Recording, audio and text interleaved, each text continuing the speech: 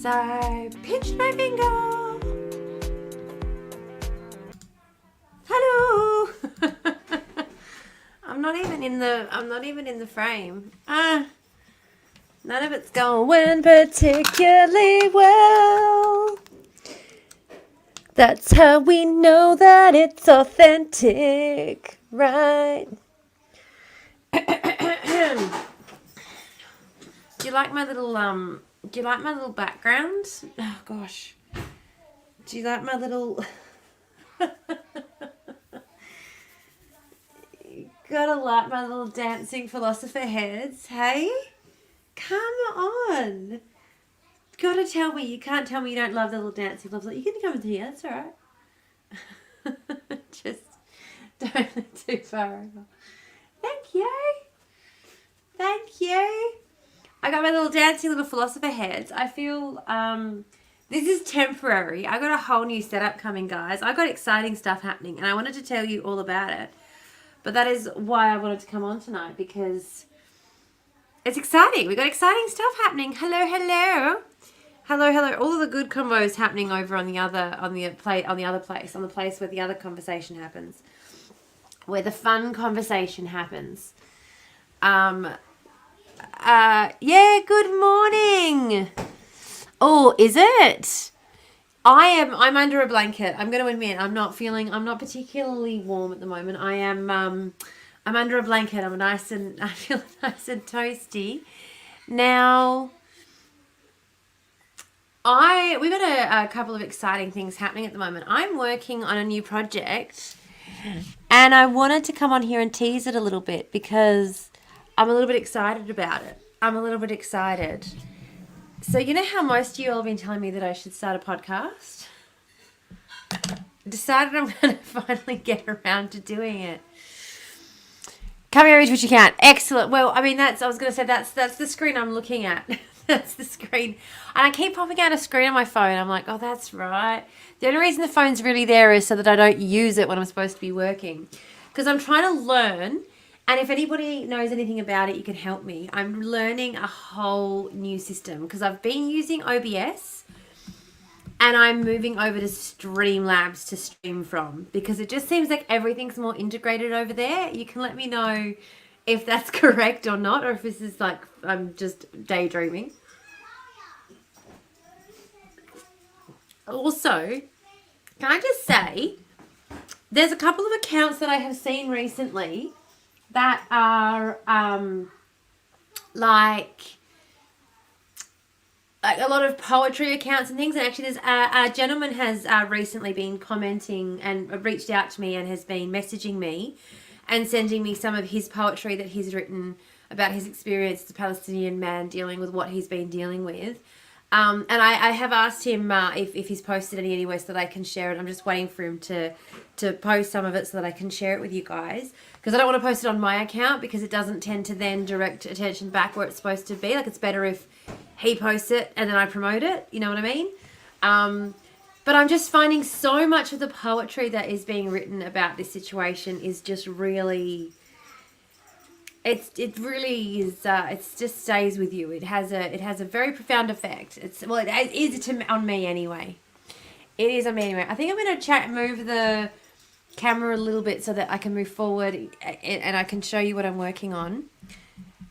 What have you got on there? What sauce did you put on top? Burger sauce. So I made loaded fries for dinner. Hey PK, how did I recover from the 24-hour stream? As you can see. I'm here. I am here. I'm where, you know, that's how, actually that's a much better idea. Let's do that on OBS. So I am going to be moving from OBS. That's right. Here we go. That's what I was saying. That's what I was saying. Before I started, Thank you, PK. Thank you so much. I appreciate that. And I appreciate your support as well during the live stream. And for everyone who did support during the live stream, massive, massive, massive thank you, because it was a team effort. It was absolutely a team effort. And my team behind the scenes, gosh almighty, I'm sure you guys can already appreciate. But my team behind the scenes are fucking, I say my team like I own them. The people behind the scenes on this, working on this, are phenomenal. They are some of the most amazing human beings you will ever meet. So I feel very, very fortunate that I had them in my corner and in Wael's corner, and of course that's why we keep streaming. That's what the sign, it does take a village, and that's what the sign in the background is for, to remind everybody. All of my content from now on pretty much is going to be filmed in this location until we get this GoFundMe done. So at the moment, I am working on hello, Chalet Media, good to see you again. At the moment, I'm working on 2 shows a week. And this is what I wanted to update you guys about as well. I forgot to put mascara on before I came on live. I've just noticed by how washed out my face looks in the light. I don't usually wear mascara to work. I don't bother because I'm not under hot lights all day. But then I get on live stream and I'm like, oh yeah, my face disappears if the light's bright enough. You can't even see me anymore. But back to what I was saying. So ad in progress. Sorry, Twitch, ad in progress. I'll wait. I would like to know, though, what has happened to... I mean, I do feel like everyone's sort of hibernating a little bit in the void at the moment. We did have a very big weekend. I wouldn't know makeup ain't my area. No, it's just the light. You can just see when the light hits you. It's like, oh, that's right. I cease to exist if I don't have makeup on and the lights are on. I cease to exist. I become one with the wall behind me. You're still wrecked. Absolutely. I can understand that. Absolutely understand that. I'm just going to put a fill light in that back corner, I think, as well. And this is why, as well, over on the Twitch, you could probably see, what was I saying? I'm moving from OBS. What else was I saying before I got distracted again? Happens so easily. What else was I saying? Can you remember? Pepsi friend? Mm-hmm. That's your nickname so that I don't dox you. Pepsi friend. OBS. Was that what I was talking about? OBS? Background, where you're sitting. Yeah, I'm going to stay here until we get the thing filled. Oh, that's right. 2 shows a week. 2 new shows a week. So, that's right. Thank you, PK. Appreciate you. Yes, thank you. Ames, or could have done it without you. You did so fucking well. Lipstick Sheep is the absolute fucking boss. And now is officially the producer for all of the shows in the Void. And so, as such, please everyone know, all future...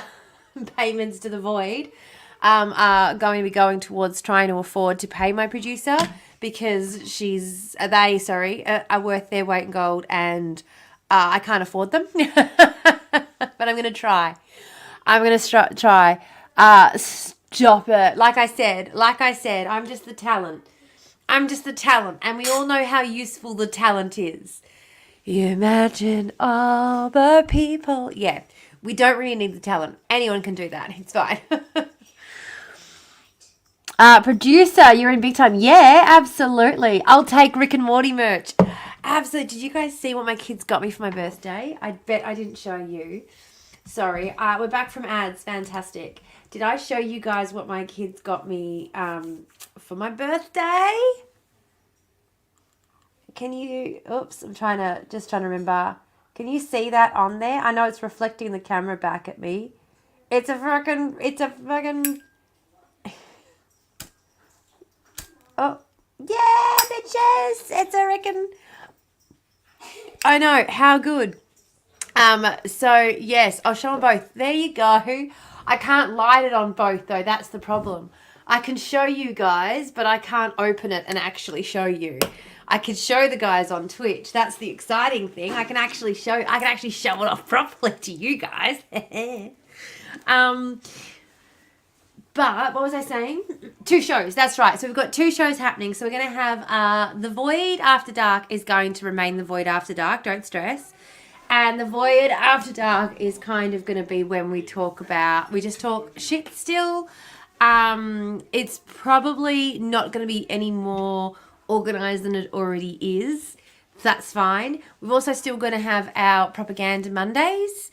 Propaganda Breakdown Mondays, they are going to be 4 hours long. I'm going to cut them down to 4 hours rather than doing like the long 6-hour streams. Cut them down to 4 hours, and I'm just going to make them try and be a little bit more focused on doing the propaganda streams. But then I got a brand new project that we're looking at, which is going to be a little bit more podcast form, but we are going to be recording it live.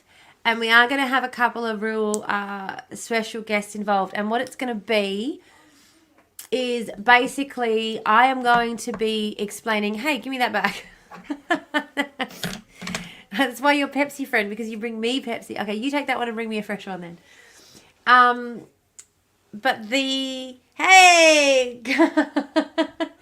No, we've got, yeah. Yes, that's right. We got Mr. Hang on over here. We got Hegel to the leftist side, and then Marx to the rightist side. Hegel and Marx are having a little dialectic. They're having a little dialectic, Kim. Yeah. I never have the attention span to talk for 6 hours. Yeah, Rick and Morty Zappo. That's right. The problem is that I have a topic I need to talk about. And it would only take anyone else maybe an hour to get through it. And it takes me 6 hours to cover the topic properly. Just a little one. How are you going? I'm going great. You missed this earlier. I was showing everyone my kids got me for my birthday on the weekend. Oh.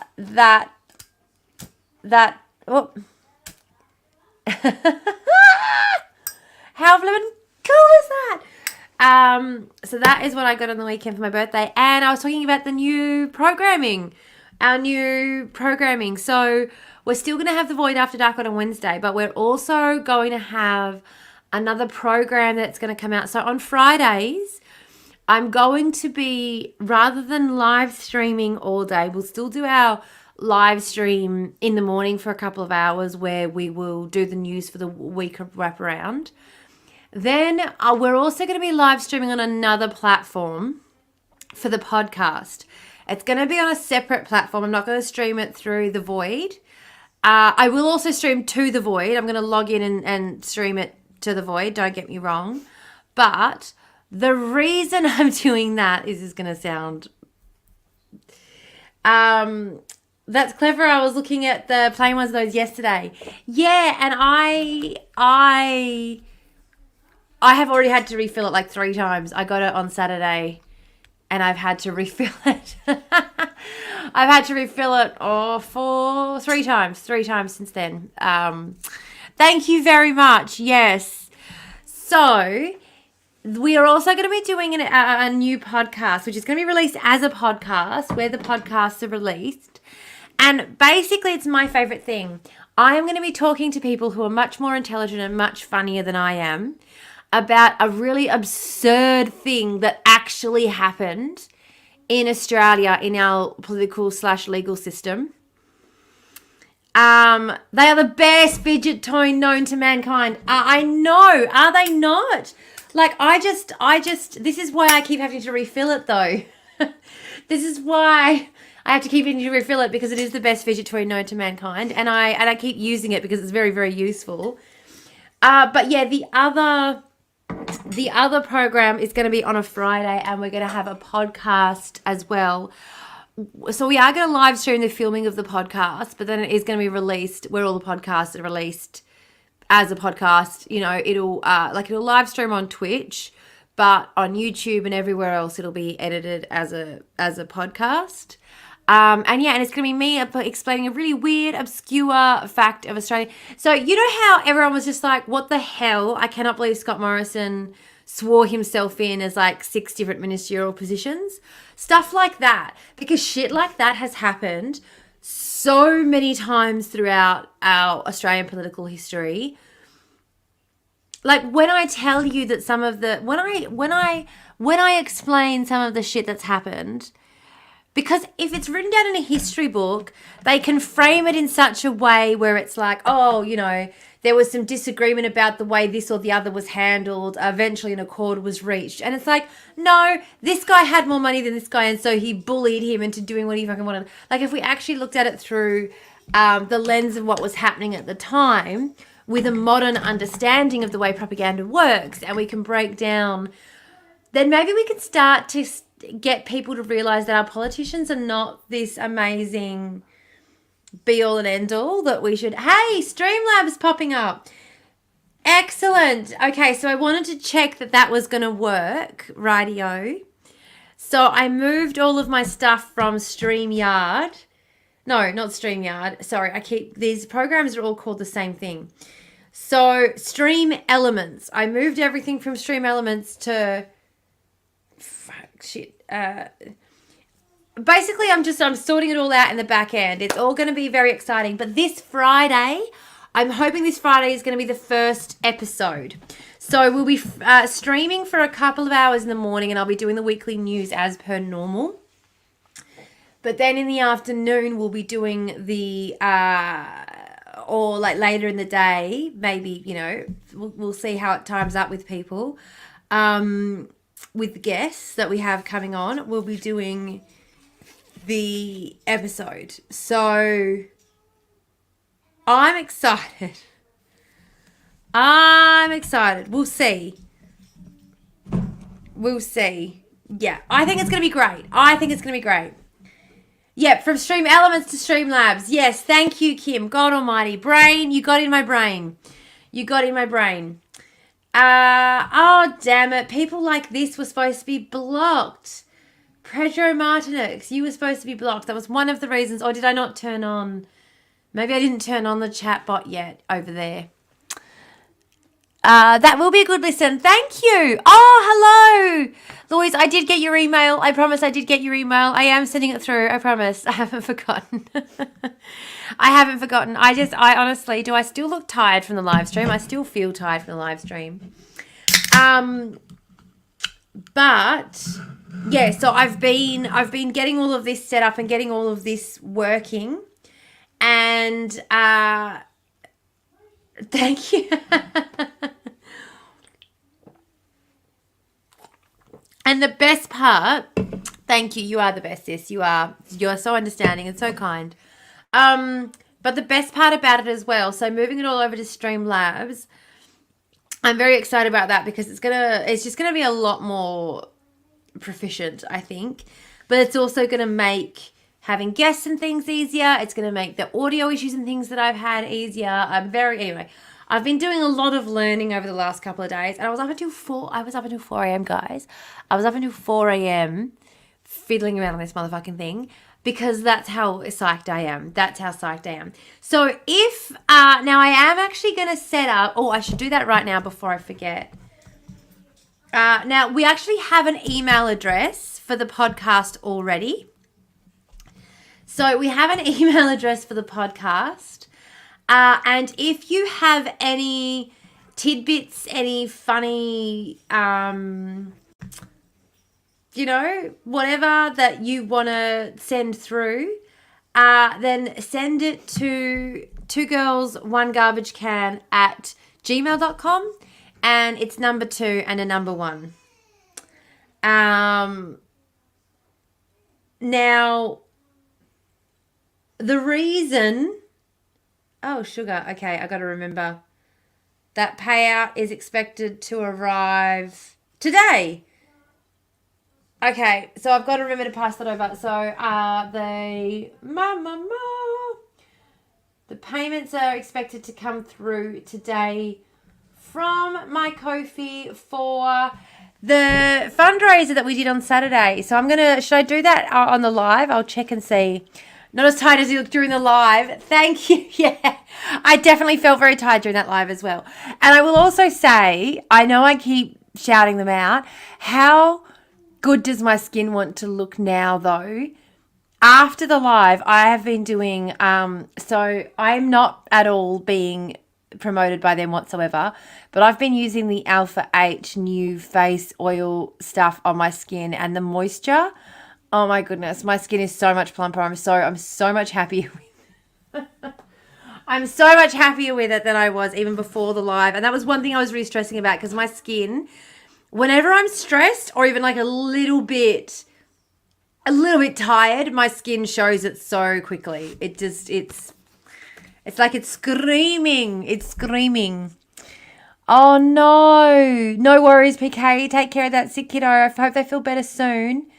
That absolutely sucks. So, yeah, any 2 girls, 1 garbage can, the 2 and the 1 are numbers for any funny... Hello, TJ. Welcome.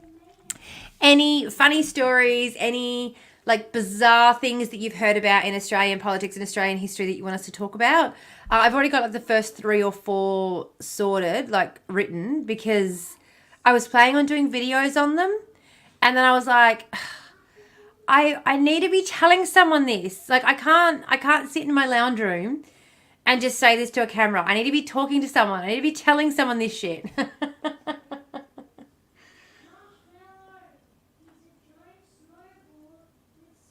Oh.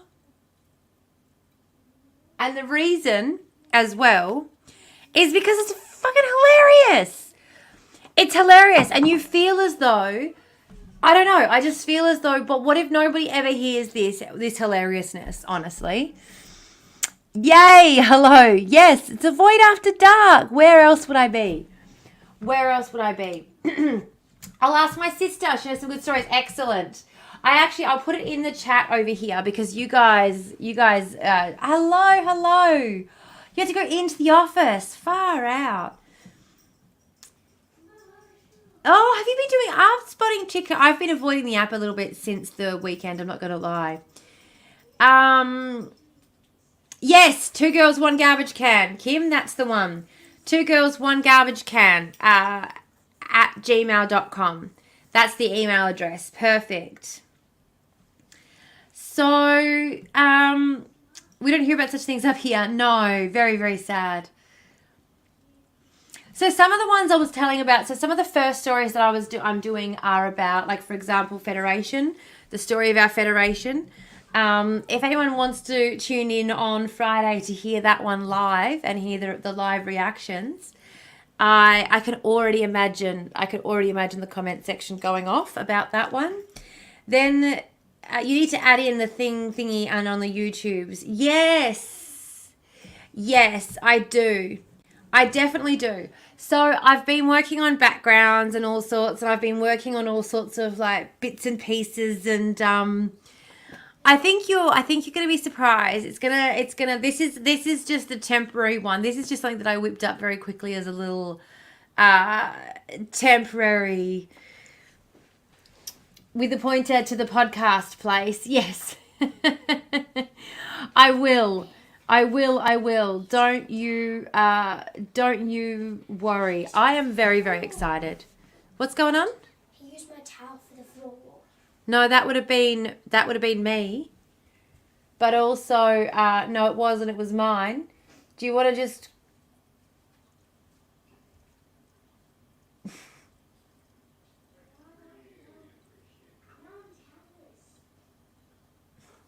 Getting yelled at. Ain't that fun? Yay! I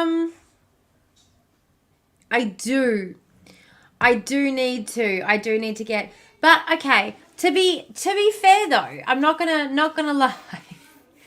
To be fair, this, like, as much as I was like, oh, yeah, don't mind this, like, just getting all the stuff that I have done in the background that you can't even see, that has taken all... I mean, like...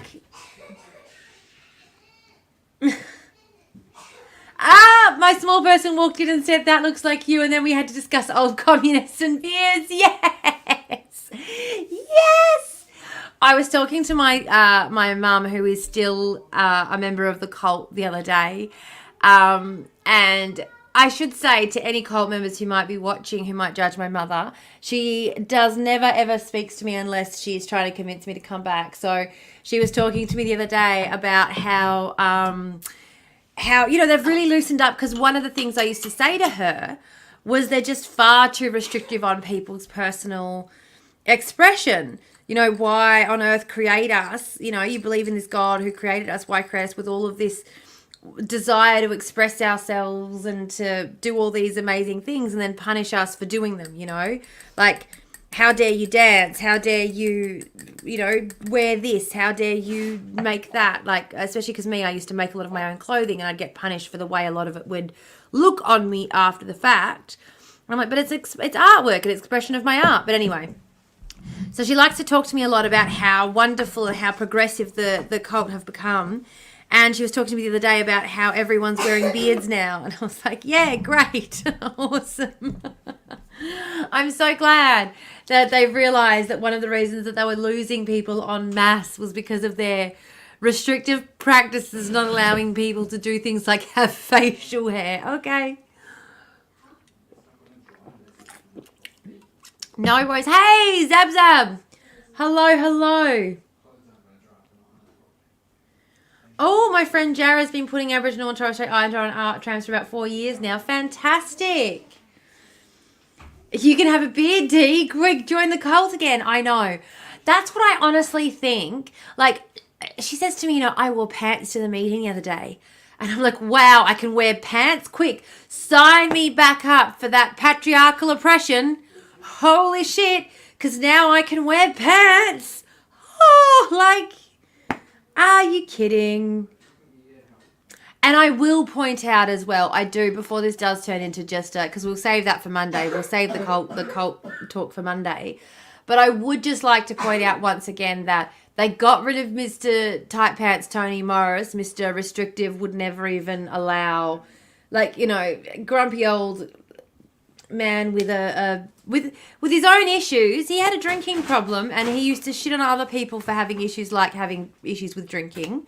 It's like, come on, man, pot kettle, like, have some empathy for your fellow sufferer. No, not this man. Anyway, they got rid of him, got him off of the panel of 9 men who God has chosen to make decisions on behalf of all of mankind. Next minute, we're allowing all kinds of things. We're being all kinds of pleasant. What am I asking of my sister again? You're asking her what kind of, like, what the most bizarre... because the thing is, okay, and this is the thing, people, I can make anything, and not even anything, most things are bizarre. Most things in our political system are bizarre. Like the fact that it is possible for our Prime Minister to anoint himself as 5 different ministerial portfolios. That's fucking bizarre. But... The most commonplace and mundane things are the most bizarre in our political system sometimes. And that's what I want to talk about. I want to talk about the most bizarre, the most over the top, the most fun. That's what we're, that's stories. Yeah, bizarre stories from politics. Bizarre stories. But again, like I said, I wait till the first episode. I'm just going to tell you about the history of Federation. How we got going with Federation, because I just, like, I mean, it shouldn't surprise anyone, right? Terra nullius, we all remember that bullshit lie, remember that standing in the legal system for a century? Yeah, so we shouldn't be surprised that there are plenty of things that we didn't get. Is JW a Saturday Sabbath thing, or is that just Seventh-day Adventists? I believe that is just the Seventh-day Adventists. It is not the JWs, no. We were not and even though, like, we believed sort of whatever day of the week the Sabbath was, it wasn't really particularly important to our day-to-day lives. Very much, I know that within Orthodox Jewish tradition, they also obviously practice the Sabbath. I had a friend actually who was an Orthodox Jew practicing, and we went away on a trip once, and he had to change the day. We were all leaving on the Saturday to come back, and he had to come back the following day because he couldn't use technology or anything on the Sabbath, couldn't travel. So he booked a whole extra day at the hotel to sit out the front and read because he couldn't even, like, and that's part of his tradition. Like, I'm not, but it was just really interesting. Like, it's really interesting the ways that different people show respect for their faith. And yeah, but the Sabbath was not something that we did as JWs, no. All those words are wrong. Yes. All of the words are wrong. Donate here. So the Streamlabs is coming through clutch with the bot. I'm very happy. I'm very happy that this is so far so good. This was going to be a little bit of a test, and I am going to do a little bit of a mess around in a minute. Once I finish giving the update, I am just going to do a bit of a mess around on the computer with the backgrounds and shit. So we're going to be probably talking less. Well, I don't know if I can, but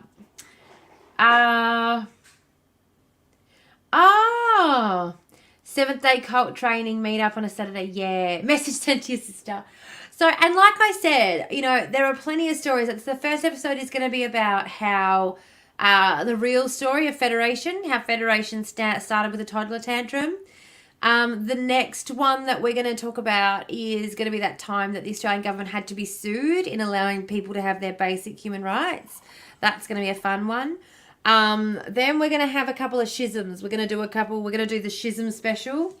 We're going to have the schism, the schism special, where we're going to talk about some schisms. I just like saying that word, to be honest. The whole reason I wanted to even start this podcast was so that I could talk about the schisms. And I know that there are a million fucking podcasts out there already. I am not at all, but I just want people, I just really want people to understand how not serious politics is. People really need to understand how not serious politics is. You would think that Donald Trump would have taught them, but no. People, like Ben Shapiro says shit like the quiet dignity and gentility of our founding fathers. And I'm just like, our founding fathers had a massive fucking tantrum. And they were all like, well, I'm not coming if you invite Stephen. Well, I'm not coming if Bradley's in charge. Like, that was literally how they got founded. But okay, cool. Let's talk about the quiet gentility of the old dudes who, you know, didn't have the benefit of self-care. And podcasting is the best thing ever. I agree.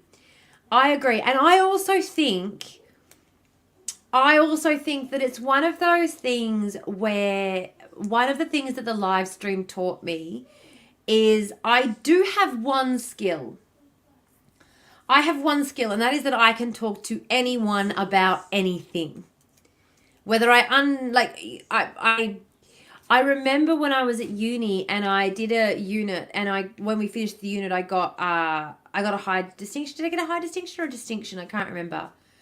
I think it was a distinction. I don't think I managed to get a high distinction. I think it was a distinction. And I said to the tutor, I said, I have no idea. I don't even understand what I did. And she was like, you did what you were supposed to, because it was a unit in, it was a science-based unit. We had to do a study. We were doing we had to operate a psychological study, and so we had to get these people to participate in this study and then analyze the data and stuff and all the rest of it. And we got to the end of it, and I said, and, you know, I got this distinction, and I said to her, I don't even understand what I did. I just did what I was told. And she goes, welcome to the sciences. And I'm like, what? She's like, yeah, you just like, I don't, what? In the social sciences, you do all of this fucking analysis, and you get to that, and you have these big deep, and you might never ever get to an answer, but the whole process is to try and understand the process. And then in the psychological sciences, it's just like, do what you're told. Follow the letter of the law, like follow the correct procedure, see what comes out the other end. If it doesn't make sense, oh well, you wasted your time, but well done because you followed the proper process. Okay, what? And it's just like, because sometimes you have a theory, right? You have a theory, you research the theory, you get all of the research together, and then the theory proves to be completely false. Nothing comes of it. And you're like, none of this makes any sense. None of it ties together. And it's like, yes, but you've now discovered something. And so off you go, publish. That's well done. You've discovered something. Correct. Distinction. Very well done. You've correctly done the scientific process. What? I don't understand. I don't understand. I don't understand. If you want Federation specific, no. I don't want Federation specific. No. Yeah, I have got Federation gossip. I have got the. Don't give away any of the gossip about Federation, Belle. No, the first episode is about the Federation. I've already written it. I've already written the first episode.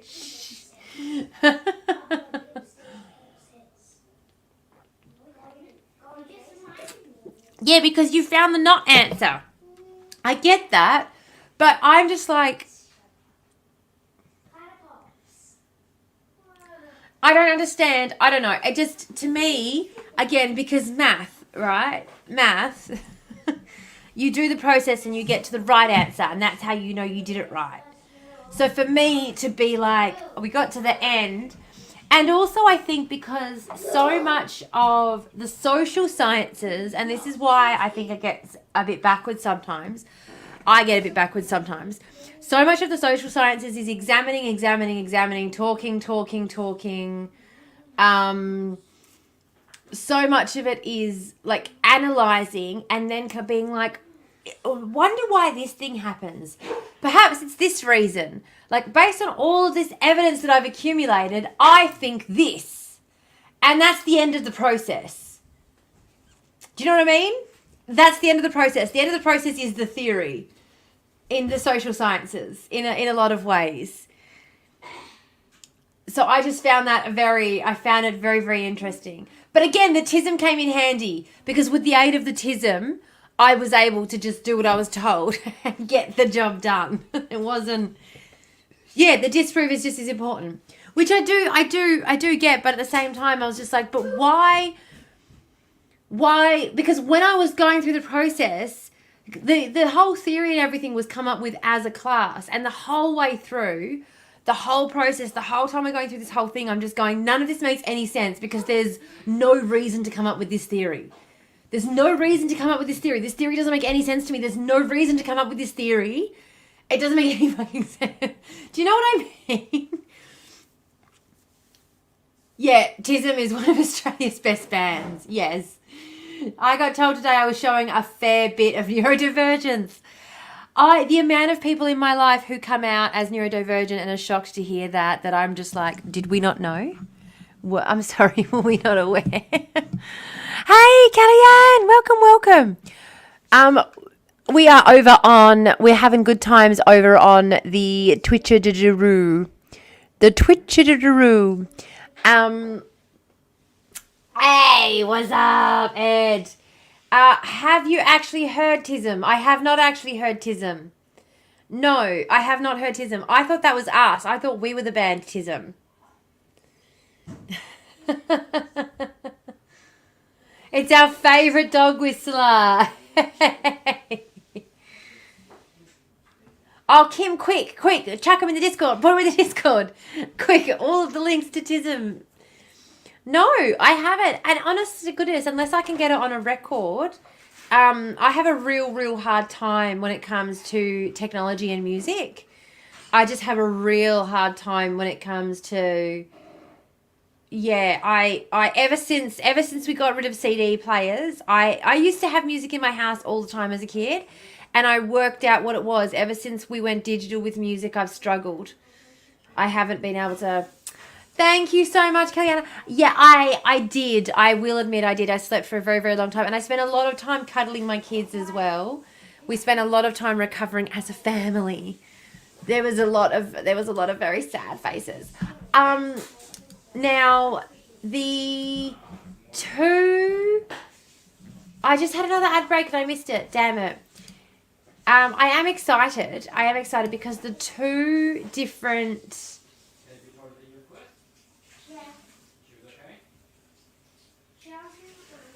The two different programs that I've got. I'm just going to turn this down because I'm worried that you can hear. I'm worried you can hear my children. I'm alive. Barely. But I am alive. Yes, we survived. I'm alive. Two choices. I get decision paralysis for music. Yeah. I'm the same. And so I've got my crate of music my records, and I just listen to those now. If someone sends me something, I will give it a listen, but there's nowhere for me to add it to. I have like a YouTube music account for when I'm driving, for when I'm going on my big long drives up to the city and stuff. And that's because it came free with the YouTube Premium, which I got so that I could download podcasts and stuff and listen to it on there. Which I should just go back to Apple Music and get. Actually, that's what I'm going to do. I'm going to go back to Apple Music. I'm going to go back to podcasts. Apple Podcasts. Came home from a Greens Forum. How did the Greens Forum go? Ooh. Yay. Yeah, I know you can hear my children. I can hear my children too. Very loud. Yes. I see, this is the thing too. With the this background, do you like it? It's just a bit of fun. It's a bit of a fun transitional background. But while I was making it, I was on a vibe and I was like, yeah, this is what I'm going to do, this is what I'm going to do. And then when I got done with it, I was like, actually, I'm changing again completely and we're going pastel colours. I didn't want to do nothing exciting. That doesn't sound like you. Mr. Bigot at 88. Doesn't sound like you at all. What do we think of my new little alert? I know these are popping up a little bit too frequently at the moment. I have to work on the timing. But what do we think of this one that's popped up? We're fundraising. And yes, times are tough. So it's just got the link there so that you can post it. It was on housing, so I already know their points. I also get really frustrated with the Greens messaging around housing because they seem to think they're the only ones who have anything to say on the matter. And they just, like, for example, when I was talking about specifically running a Housing First campaign, I had 3 different people who were friends of mine in the Greens all actively try and shut me down and shoot me down because they were just so fucking worried. And do you like the orange, by the way? I'm pulling in my progressive colours. This is the progressive colour, isn't it? Have I got my... I am also wearing green because these are my 2 colours. These are the colours that work for me. Whenever anyone does their skin tone analysis, I'm just like, I got green and I got orange and all my clothes fit in those shade range. Orange is for Auntie Pauline. What's the progressives colour? Shit, I thought progressives were orange. She's bright orange though. This is burnt orange. It's different. Don't. I love how purple. Purple. Oh, all my shit's purple. That's cool. All my shit's purple. That works. Though you do know the anti-vaxxers were purple too. So we really have to try and claim that one back. We're going to have to claw that one back from them. Hard. Which we will do. It'll be fine. By the way, Ed, I've had a couple of different members of the Greens all reach out begging me not to run in the upcoming state election for the progressives. I was like, don't stress, I'm not gonna run in the state election. Don't worry. That's just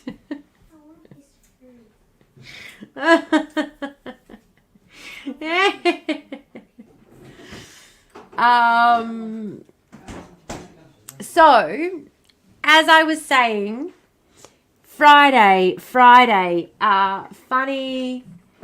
punching people in the assholes. Burn it all down, that's what I reckon.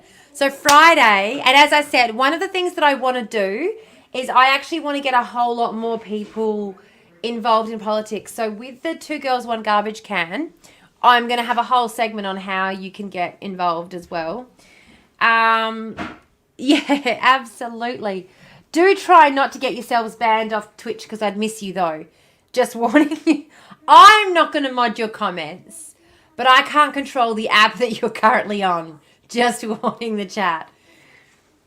Also, purple and green are my faves, so that's fine. Yes, and purple is our Lord and Saviour's favourite colour. We know that as well. That's part of our cult lore. So purple is actually one of our cult colours as well. So there you go. It all ties in. It all works together. It's all coming together. We're talking colours. I missed a bit. Yeah, why are we talking colours? Because the progressives are the progressives colour is purple. And I was talking about repping them on my content, getting a little bit more progressive with our content. Yeah.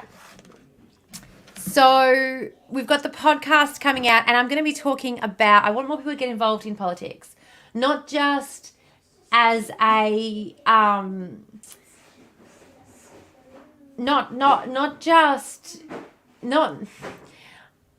too many people think that voting is the be all and end all, and we need to change that mindset.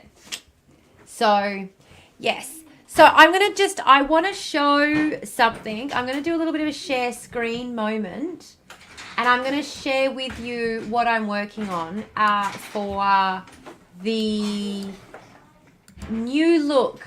And you can all let me know how much you hate it, or let me know, tell me that you think it's horrendous. I don't care. I don't care. I also spent a lot of time, not gonna lie, spent a lot of time working on a little avatar of myself, and I was so proud of myself when I was done. And it was only after I realized how long I'd spent on it that I realized that I probably maybe shouldn't have been that proud of it, because it should not have taken that long. And on hindsight, on reflection, there's some things wrong with it. Like, for example, I decided to remove, you'll see. Should I show you? I've got too many windows open. Cough, tism, cough. Yeah, cough. Lucky you love me, right? I got so many tabs open in every single window, and I keep just closing the whole thing because I'm just like, oh. Close all of these down though, because they're all stream elements, and I'm no longer on stream elements.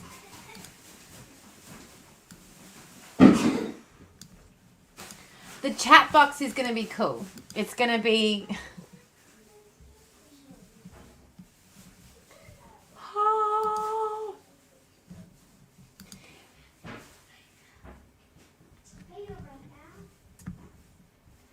Did anybody, while I was fiddling around and like basically making a nuisance of myself, did anybody have any questions about what I was talking about before? Dude, I cried at the mere thought of seeing you. Aww. You're so lovely. I saved and closed all mine yesterday, and it took me half of the morning.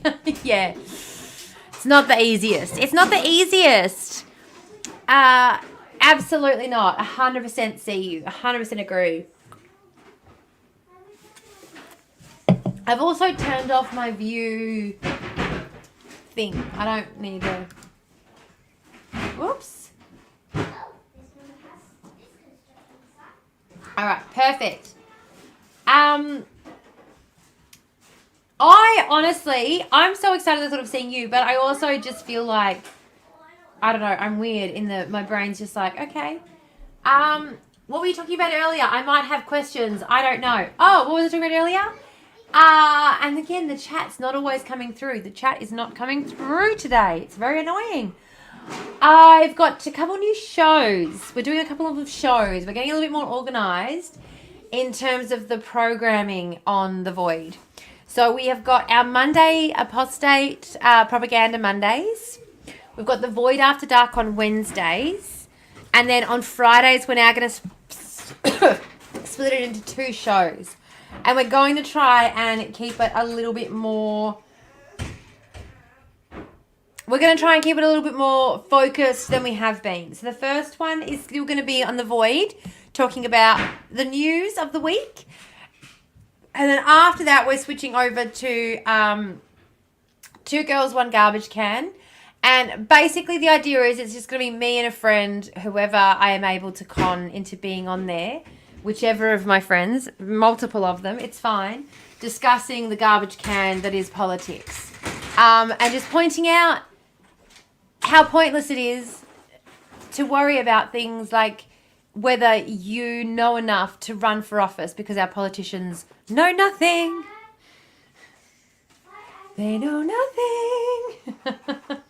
Yeah, I'm excited. Podcast is incoming. Yeah, so the first episode is going to be on Friday, the first episode of the podcast. And it's going to be streaming to Two Girls, One Garbage Can.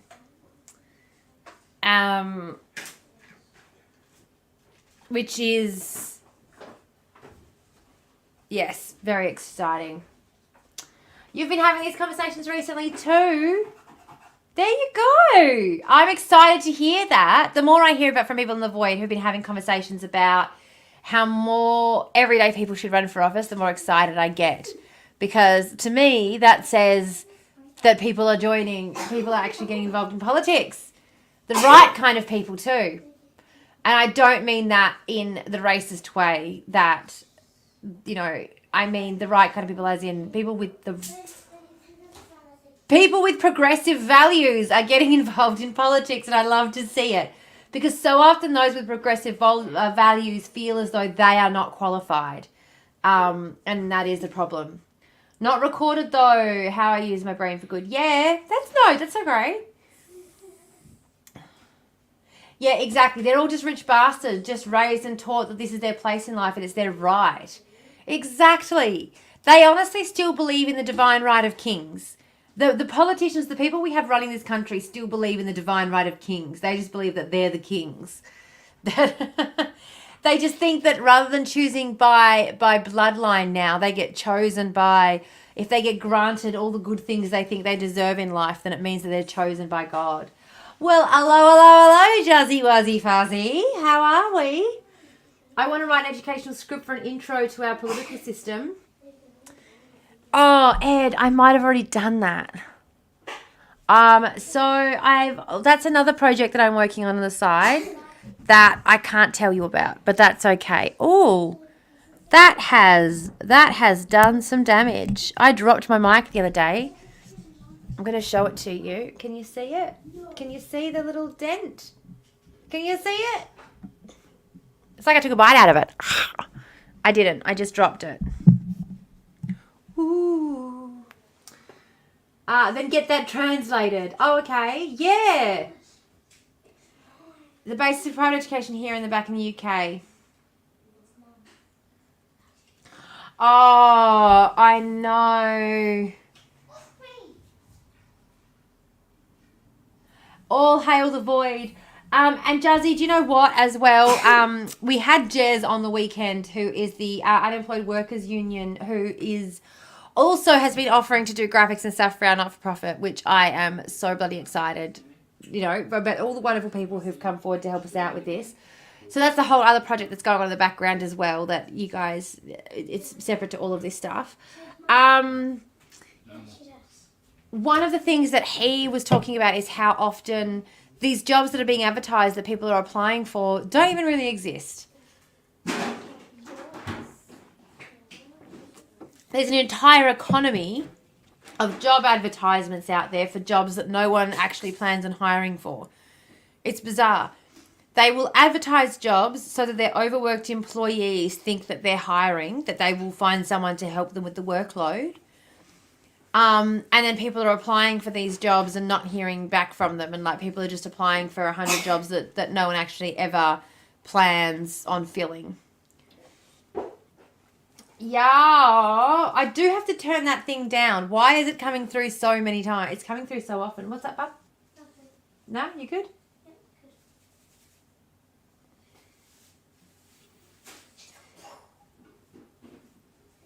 Thunderbirds are coming out to the Discord. Hey. Now, that's right. I was going to give you guys a little bit of a sneak peek. Now, I will let you all know as well that I am very, very sensitive, so I will cry if you say anything mean to me. No, I'm lying. I'm joking. I literally... Can you imagine? Can you imagine existing on the internet and just being like, don't say anything mean to me or I'll cry? Basically just begging to get bullied. And I don't mean that people should do it. I'm not saying that people should do it or that that's what should happen. I just mean that that is what does happen. The minute you, in any way, shape or form, show any kind of soft underbelly, they're just like, oh, all right. Good vibes, good times, it's amazing. Oh, why are you crying? No crying. No one's allowed to cry. What? I mean, you are allowed to cry. I shouldn't say that. That sounded toxic, didn't it? I give you cuddles.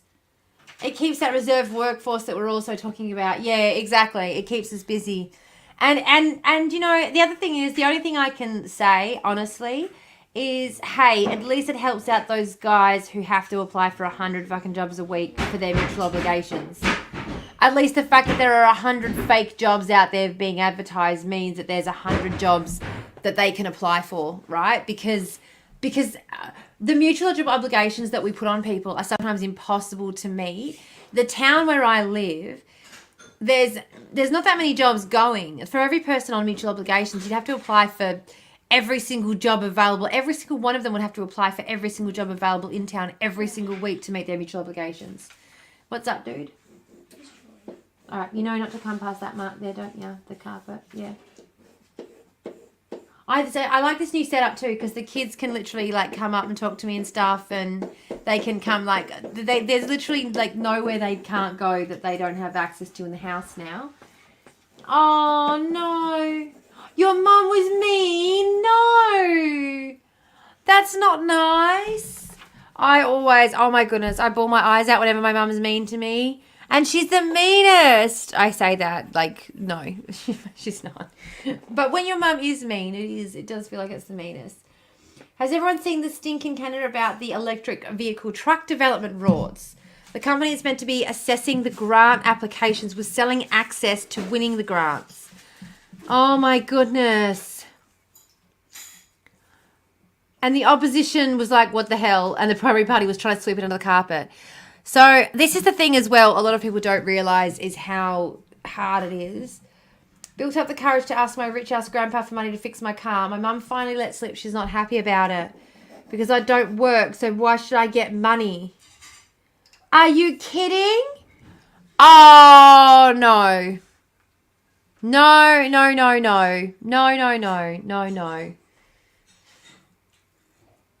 what you say to your mum? No, don't say this to your mum. Don't say to your mum. Do you know what I would say to your mum? If I said to you, I'd say, I'm sorry. Do you think that people's value only lies in their ability to do labour? Does my ability to be able to get from A and B not exist for me regardless of whether or not I provide labour value to the economy? I'm providing other value. I provide plenty of value to the world that I live in. Oh, my little Ninja finally. Oh my gosh, I set up this little bed for Ninja a month ago and he refused to sit in it. And right now he's just sitting in it. I'm like, yes, finally, motherfucker. Oh, no, Belle, you're not supposed to put it. Stop it. Belle, stop. Don't share it with the group. You're not supposed to share it with the group. If you give away the content beforehand, why will anyone watch the podcast? Send it to me privately. She's like, look at this funny thing that I found that you could talk about. I bet you I know what account it's on too. I bet I know what account it's on. I bet you it's on. Is it on the, is he the giraffe? Is he the giraffe? I can't click it. Where is it?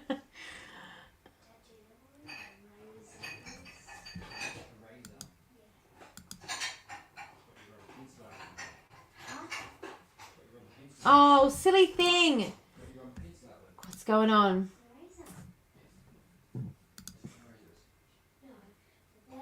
All right, can you two give it down, please? Very noisy. Ha, ha, ha.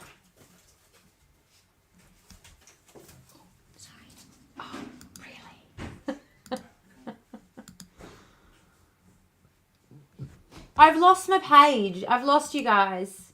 There it is. Nope, it's still lost.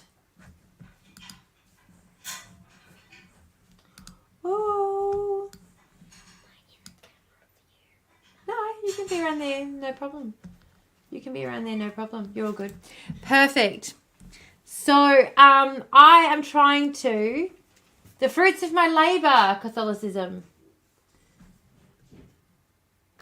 Yeah, it's her own lack of dismantling her beliefs.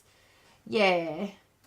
And it sucks as well, Caliana. It sucks that you're having to deal with that. And this is the thing I always think.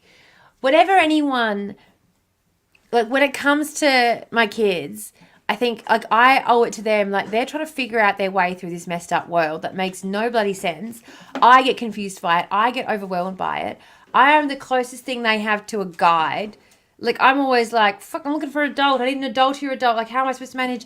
I'm that for my kids. I can't just be like, sorry, too bad, you're on your own. You know, I just got to fucking take it up. But the fact that our parents don't seem to have that same awareness that they are that for us. And you don't stop being that for your kids just because they're grown up either, you know. And I think a lot of us who don't have that, and I think that's one of the things that millennials really feel, is we look around constantly just being like, I need an adult, because so many of us have kind of raised ourselves in a lot of ways. Yeah, I can't imagine wanting to say no. And Mary Jane, I was actually just talking about you. I was actually got to check that I got a notification that the payment from you should have come through today. So I've got to transfer that, and I'll message you as soon as I've done it. The email from Kofi said that the payment's been processed and it should be through today. So, and I'm excited because that means it's going to jump up again. I want it to jump up again. Oh, can you do me a favour? Can you microwave this cup of tea? Oh. Just put it in the microwave. How long do you think it will need? 1 minute. 1 minute. Oh, you having a sip, are you? No, sniffing it. Sniffing it? Have a little sip. Go on. My kids aren't adults yet. No, exactly. And that's the thing. But even as adults, you don't want your kids to suffer.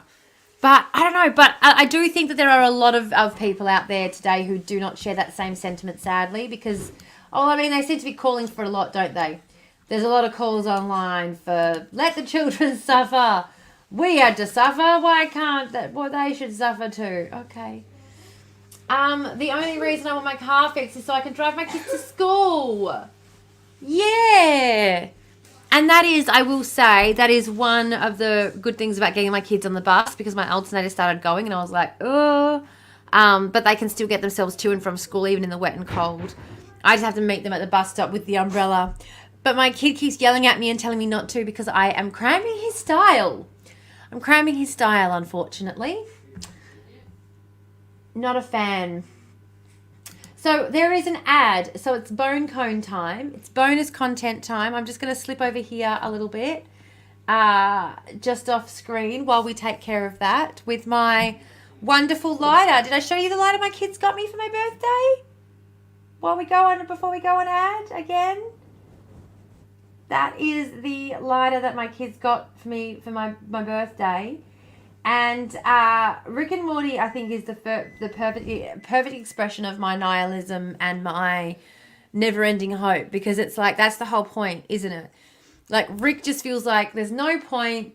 The world is a chaotic mess, but he does it for his family, because he does, regardless of the fact that he understands it's all meaningless, it has meaning because of his family. So I feel like, anyway, Rick Sanchez is a pretty good... He's not in any way, shape or form like a hero. He's not in any way, shape or form a hero. But it's just that thing that even the most nihilistic person can find meaning with their loved ones. That's what it is. It's that hopeful, that tinge of hopefulness. Is that empty? Oh, that makes me sad. That makes me sad. My Pepsi friend also just cleans up after me. I need to start paying them. When I start making money from this shit, I'll start paying them. Look at, oh, I'm so excited. After I can afford a producer, then I'm going to start paying a cleaner. Ad starting. Okay, bone cone time. And then maybe after bone cone time, I can show you what I'm working on. I can show you guys what I'm working on. Possibly. Off screen. You don't know what's happening. It's happening off screen.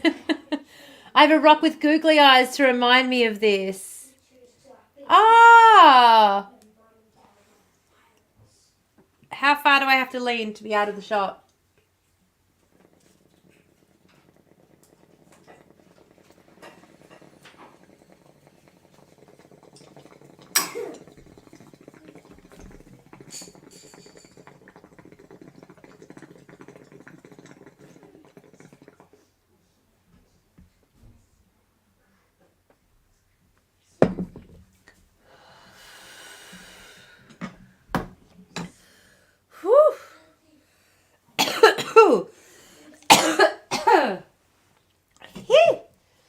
Yeah, the kids did a good job.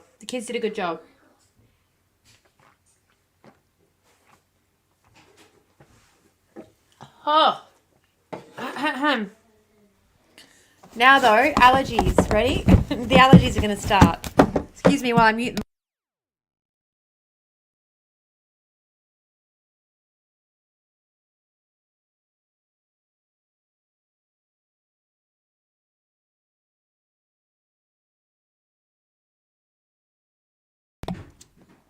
Oh.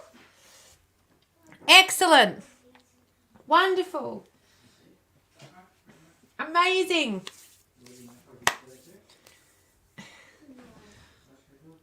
William Stevenson. It's a prescription medication, my dude. I have a prescription. It comes in the mail. My doctor sends it to me in the post.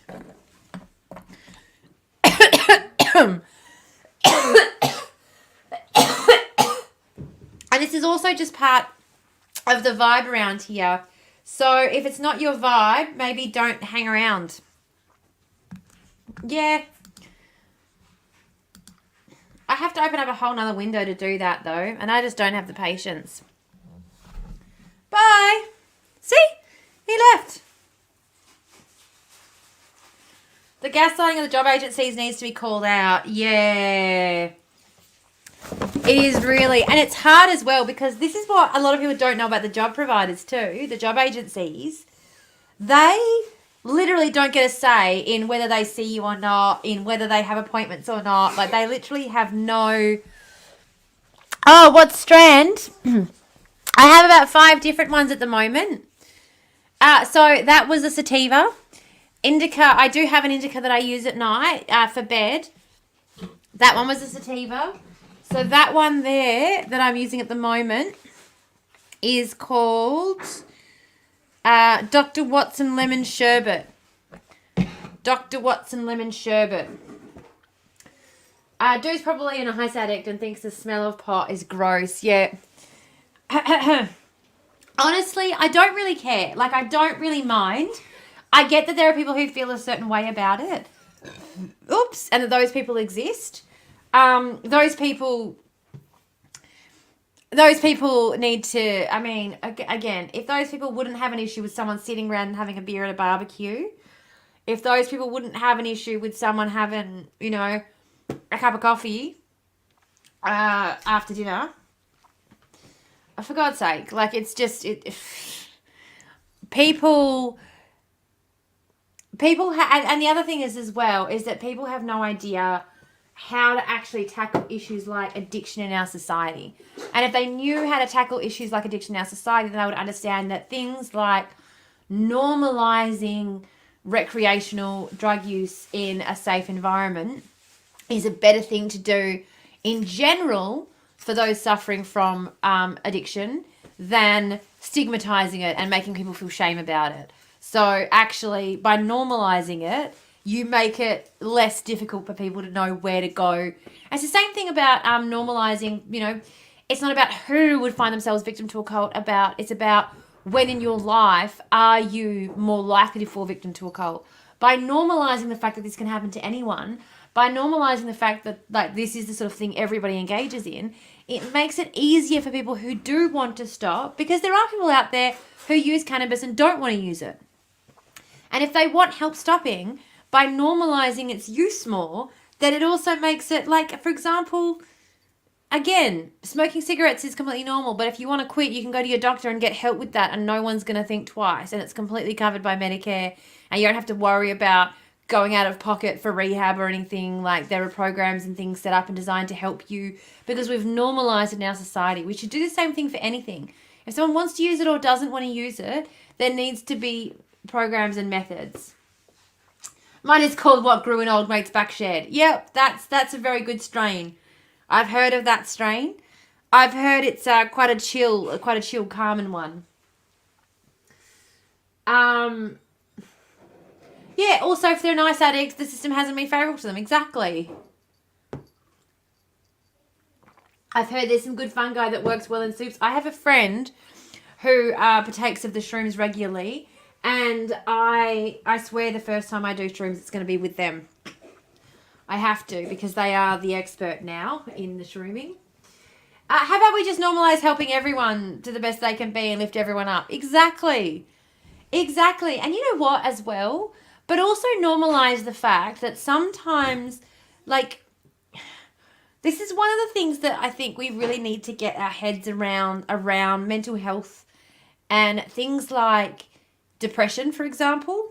Because even though we're like, yeah, let's talk about depression, let's talk about how we can't get out of bed, let's talk about, it's like what we need to also do is normalize the fact that it's okay that you can't get out of bed, or that you're just going to sit on the couch for a month. Like, we need to normalize and take the shame and stigma out of that, because having shame and stigma around your inability to get up and do anything when you're depressed adds a whole extra emotional and mental layer that then further drains and de-energizes you, which makes recovery even harder. So for me, and that's one of the things that I said to my psych, I just decided as part of my recovery that I was just going to 100% accept that there would be periods of time where I would not be able to get off the couch, and I was not going to beat myself up about it. And by doing that, I have found, like, for example, today I've had a couple of really hard days. After the live stream, I had a bit of a, well, actually leading up to the live stream, I was in a bit of a, I don't want to get off the couch funk. This is really, really hard right now. And since then, though, because I've just allowed myself to wallow and not get off the couch, today I got up and I did the dishes. I know that doesn't sound like a lot, but you got no idea. And it's like, I wouldn't have been able to do that already. I wouldn't have been able to turn it around so quickly if I had also spent that week beating myself up. Do you know what I mean? I had to normalize that for myself after my fight flight stopped working. Yeah, absolutely. Oh, fascinating TikToky about how Maslow fucked up his hierarchy and how it was all based on indigenous commune that did work, but that couldn't sell the study. So he lied through his teeth to get the study published. What? Now I refuse to use my cortisol to motivate myself. It's huge. I get it. And well done. Yes, it is. You too, Kaliana. Well done. Refusing to use your cortisol to motivate yourself is a massive, massive thing to unlearn. I'll find it and send it directly to you. Thank you. Yes, please. I will be consuming of that media. But yeah, Kaliana, that is a massive, massive thing to unlearn. It is huge. And yes, well done you, because it's, and I didn't realize I was unlearning it. Really. What I just said instead, I kept saying to myself, because I everything stopped. Like, I can tell you what happened. I went out the back and my manager was trying to get me to calm down, and I looked at him and I said, I can't. That's not, you don't get it. Like, I had cracked, and all I could do was get myself home. Basically, I just cocooned and like got myself home. And at the time, I remember saying, like, when I was going through the whole, and it was only afterwards when my psych pointed it out to me. She's like, oh yeah, that's the depressive phase when most people are like beating themselves up because they can't get out of bed. And you were just like, oh fuck it, I can't do anything. Like, what am I supposed to do? I got to this point because I was doing too much. I got to this point because I was carrying the load of like 6 people. So now I'm just going to sit here while other people do everything. And I was just like, it worked. Just like that ego defensive mechanism thing comes into place and you're just like, fuck it. I'm not dealing with this shit anymore. You aren't resting if you're giving yourself shit while you're resting. Exactly. Very, very important. And a very, very hard lesson to learn. Because once again, capitalism wants us to beat ourselves up. Capitalism wants us to feel as though we are never doing enough, as though there is always more we could be doing, as though we're letting the team down. And that whole hustle grind culture mindset thing as well, which is why when I was talking about doing this new program, when I was the new podcast that we're going to be doing, I was looking at when I could do it. And one of my friends on the message said, I would like to do it a day I don't have work if possible. These are the days I don't work. And one of them lined up with a day that I already record. And I thought to myself, oh, well, I'm already recording that day. And I just went, yeah. So rather than creating more work for yourself because you already have a big workload, like you've already got these other things going on and you're also trying to get this not-for-profit off the ground on the side, rather than that, why not replace that previous recording day that, yes, you do enjoy doing, but rather than doing it for 6 hours, do it for 2 hours and then record the podcast instead. So, like, rather than saying no, because for me, I find it really hard to say no. That's always been one of my issues because I feel like I should be able to do more than what I'm currently doing. But that's how you get to burnout. And learning ways that work for you to undo that is important because it's not going to work for everyone to just be like, oh, fuck it. Well, I can't, so too bad. That's not going to work for everybody. They're going to be people who the guilt is going to be too deep in them. But for me, it was just a matter of, well, I physically can't. So what's the point of beating myself up about it? There's nothing I can do about it. I physically can't. What do you want me to do? I can't. There's just nothing to be done. And I fully knew. I think that was the thing. Like, I actually knew that there was nothing I could do. I was completely beyond burnt out. And yet, the truly weird thing is 90% of all work done on capitalism is complete endless drudge for no reason except to destroy the planet. Absolutely. And most of the work that we're doing that is stressful for us, the work that we do helping people, most of it wouldn't need to be done if we weren't forcing those people to do that drudge. If we weren't forcing people to do that drudge, they wouldn't have all of the coping mechanisms that result in them needing to come into hospitals or in for help and treatment or, reaching out to services for support with their tenancy. And the stressful jobs that deal with the cleanup as a result of the unnecessary jobs. That's the cycle of the economy. That's the real economic cycle. Yeah, that's huge. The acceptance of yourself, knowing it and let it be what it is. Yeah. And I do think it was because, I had been hanging on, like gripping on for so long. And it was also, I think, having someone else recognize it. Like when I went in that afternoon to the psych and she said to me, okay, so you can come in willingly or it's better if you come in willingly. It's better if you sign yourself in.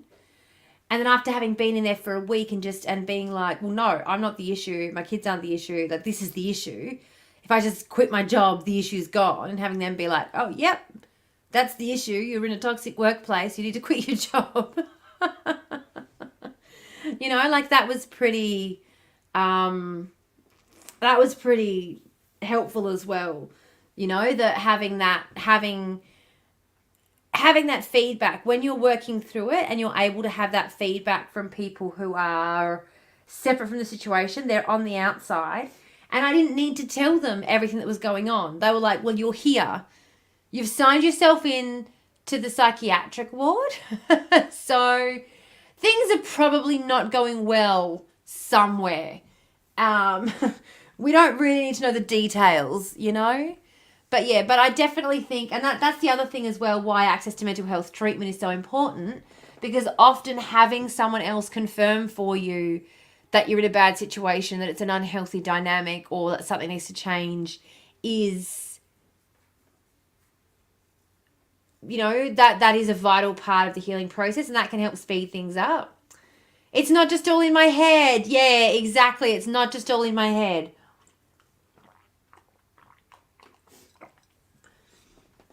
And it was hard too, being in there, because you're in there with people who are dealing with a whole range of different things. And sometimes you're sitting there feeling like, oh my goodness, why am I here? Like, why am I here? Really? Because I had a bad day at work? And then you're sitting down with your psych, and your psych's going, so your CEO's been trying to get into the mental health ward? And for us, that's a pretty big red flag that maybe things aren't good at work, and that maybe that might be a big reason why you're here. I was like, yeah, that's got a lot to do with it. They were like, yeah. So that's not normal behavior. It's not really normal to have the CEO try and come to the psych ward. That's not normal behavior. You can drown in both a puddle and an ocean. Absolutely. Absolutely. That's actually a really good way to put that, because I was trying to explain this to my son the other day, because my kids were having an argument, and one of them was sort of saying, yeah, but, you know, when I do that, this and that and the other. And I said, okay, it's different for everybody. That's what you need to understand. You need to listen to what people tell you when they tell you what they're experiencing, because you don't know what it's like for them. That's why it's so important to listen to others when they tell you about their experiences. And he was like, yeah, you know, but they said this and the other. And I said, that's the point, though, is that you are a different person in a different body. You are not going to feel the same way. That's the thing that you have a hard time getting sometimes, because they're just like, you know, it's hard. And that's the thing that kids are learning, you know, kids are always learning. And my kids, I've got to be honest, are so good at it. Like I can't brag enough about my two children. I really can't. When I tell you, like today, for example, when they got home, I was in the shower, and in they march, like particularly the oldest, in they march, all changed, like proudly showing me they'd already done their after school jobs, like, yeah, like, you know. Or I know what I'm about. Got myself home, got myself changed, like just and they love showing off how grown up they are, and they love, you know. My experience was being experienced by others. Oh, I keep getting told by my people that it's all in my head. And I'm like, oh, it was validated by other people on the job site and other employees. But that's the frustrating thing, is that your experience shouldn't need to be experienced by others. Like, for example, you know, I have a kid who has a health condition, and they deal with it so well. Oh, actually, did they have their medicine? Yep. Even so grown up, take their medicine. Like, I can't brag enough about my kids. I can't, honest to God. Like, and the little one, can I tell you, they do everything at 110%, to the point that they're now just skipping levels. They came home yesterday to tell me that they'd skipped a level in swimming. I'm like, okay, yep, no worries. Just little ADHD and autistic B. That's what I'll call them. My little ADHD autistic. You know how they say that every ADHD person gets a little autistic companion in couples? And it's true, actually. My ex was ADHD and I'm autistic as fuck. I see it in my kids too. Like, one is a little ADHD, one's autistic, but they match each other so well. And they're so bloody... Anyway, I'll stop bragging about my children now. Jensen Benson. Hi, Jensen Benson. Welcome. We're over on Twitch if you actually want to. Yeah, absolutely, Nameless. Can't overdose. That's a very, very, very good point to make. What was I saying? Why do I need other people to reference my validation? Why couldn't I just be her myself? Yeah, exactly. And that's the thing. So I've got a kid who's got a health condition that they do amazing work taking care of. And it's really frustrating for them, and they do a really flippin' fantastic job of it. But the thing is that if they start telling me that their side hurts, and they start telling me that they think it's, their kidney, I'm not going to dismiss that and say, no, it's probably just a stitch. Like, yes, I've experienced a stitch and I know what that feels like, but I've also never experienced an issue, I have actually, I've had a kidney infection.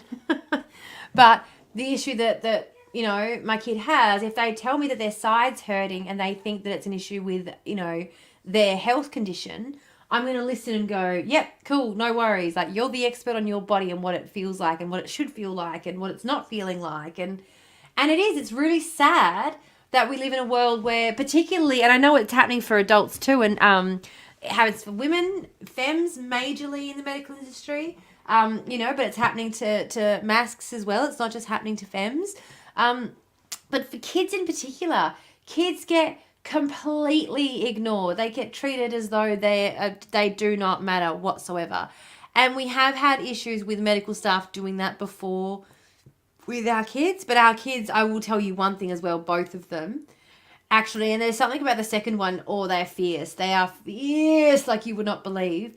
They seem really quiet, but you piss them off, and I tell you what, you'll get the skin torn off you. Makes me a proud mama bear. Makes me a very proud mama bear. Again, I'm bragging about my kids again, sorry. But if you try and tell this person, this child of mine, they will just not, nah, you are in for a battle and a half. And it does make me proud. Because that's one of the things that I've really been very careful about, is I don't want to parent the personality out of them. I love them too much to let them run through the world acting like a-holes, but I also don't want to parent the personality out of them. What's the point? What's the point of giving birth to two other human creatures in the world if you're not going to, why plant a garden and then spend the entire time trying to control it? Who has the time? Yeah, exactly. That's a good point, Kalliana, as well. Raising good kids with strong voices can be very, very, and I think that's the other problem as well, is that we have so many on the right advocating for big families, and so many on the left are like, don't have kids. It's bad for the environment. I'm like, what's bad for the environment is letting them outnumber us. I'm just saying. And I donated. Oh my goodness. I saw a TikTok the other day where someone was like, "Oh, is there a way that I can ask my organs not be donated to a white supremacist? Because I just feel a little bit awkward about knowing." And I kind of feel like, I don't know, I would really like them to know that an Indigenous woman's liver is inside them, keeping them alive. I think that would be ultimate. I would freaking love that. I would absolutely love that. But I have donated eggs to people. And then found out later that their politics didn't agree with mine. And I was like, oh God, I hope the genes win out. I hope there's something in the genes that just leads your child down the path towards, green hair and nose piercings.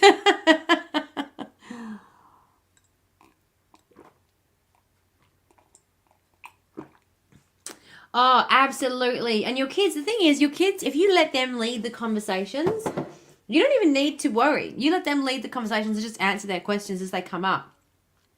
They ask age-appropriate questions. They ask the questions that affect them. They ask the questions that they need to know that affect their daily lives.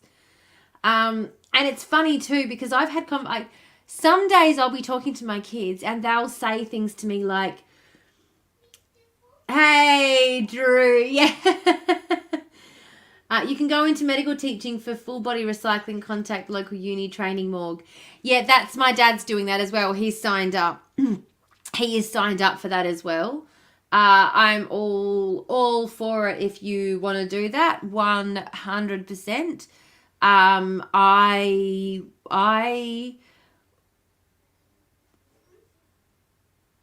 I am an organ donor.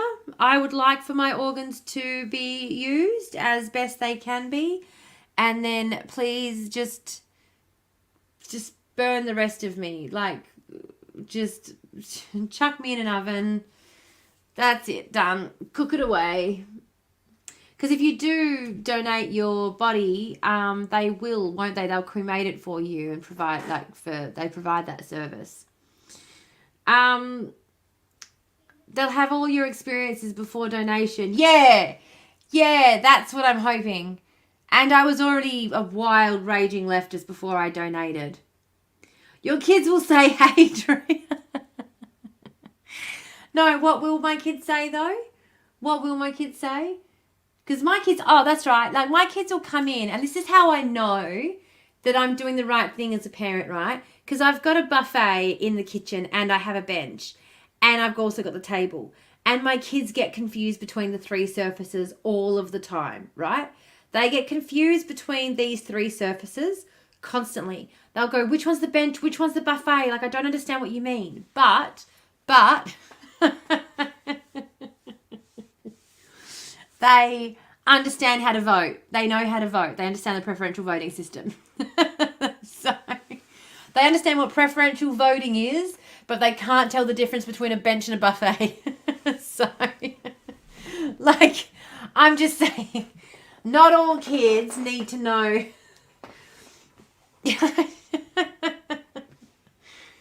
Donating should be the default, an opt-out option, not an opt-in. Yes, and we have, there has actually, this is when I talk about working in the policy space, it's so interesting the amount of policies that you're aware of being put before Parliament just by virtue of working in that space, because you'll be walking around talking to people, like you're collating information from different community groups, and they're like, oh, we were recently asked to give feedback on this other policy, and you're like, oh, there you go. So I was doing a policy recommendation on the link between homelessness and drug use, and we were talking about the fact that drug use prohibits people from being able to re-enter the housing market, but it is not predominantly a reason for people becoming homeless, meaning that the issue is being caused by homelessness. It is not causing homelessness.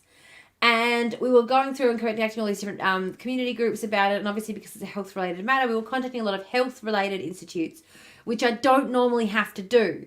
We don't normally have to contact a lot of the health-related institutes, not because it's not health-related policy, but because a lot of the work we do revolves around FDV, and it's more about, like, contacting emergency room doctors rather than, anyway, whatever. So it's just a different space. And so I was talking to a lot of different organisations that were telling me that they had been reached out to ask to give feedback on switching to an opt-out system for organ donation in this country. So that I do know that in 2018, I think it was 2018, there was a policy that was introduced there was a suggested policy that was tabled somewhere at the federal level. Not sure which place, the upper or lower, the Senate or the House, to exactly introduce that. But this is the thing, is that because there isn't, and when we talk about policy, when we talk about the different multiple streams of public policy, and we talk about why certain policy gets up and others don't, Kingston's multiple streams is a really great example of that. I'll see if I can find a thing to put up to show you what I'm talking about. There's an ad coming up, so I'll do that while the ad's on, eh? What, Drew? I know what. What?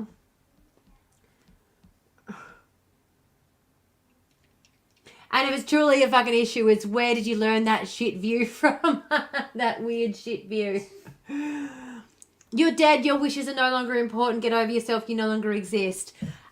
Kim, do you know what's really interesting is that there are more legal protections for dead bodies in the US than there are for women.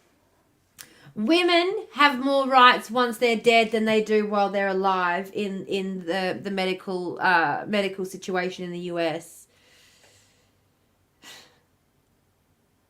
So, but no, bodily autonomy does extend beyond death. Dead bodies vote for war, yeah. But also we do believe that bodily autonomy should extend to us beyond the end of our lives, beyond into death, which is why we do give people the option. But Kingston's, the ad's starting. So after the ad, This is why, you know, America's fucked. So much for the revolution. Yeah. I'm going to pull up, let me pull up Kingston's multiple streams.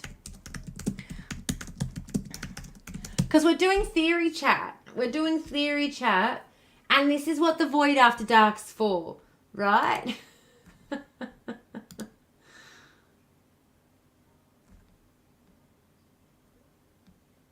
Kingdon, not Kingston. Why do I keep saying Kingston? John Kingdon. John Kingdon. Now, where is, I just want I just want a picture. Not a picture. What am I looking for? And this is it. This is what I'm looking for. This kind of a business. Ooh. Oh, that's not what I want. Go away. You suck. Sorry. I'm all like, yeah, this is it. No, wait, it's fucking not it. All right. Here we go. Here we go. Now, we're going to just ignore what this is in relation to. Because this is about a specific... This is about a specific issue. So we're going to ignore the issue that this is actually about because I don't know what this is actually about. But I'm going to share the screen with you anyway. So, decent. What? Can you scream at me if the bots turn up? I have to wander to the other window and talk to Glasgow. No worries. No worries. Good luck with Glasgow. I hope... but you have me in an earpiece. I apologise for your ear then if I do shout. But I do think that there are... I think everyone else is an admin. I think other admins will be able to take care of it. Don't stress. But thank you. I appreciate you. I appreciate your lovely work. There's an ad in progress. Damn it. Ad in progress. But that's right. I'm sharing this screen. I'm sharing this screen. Here we go.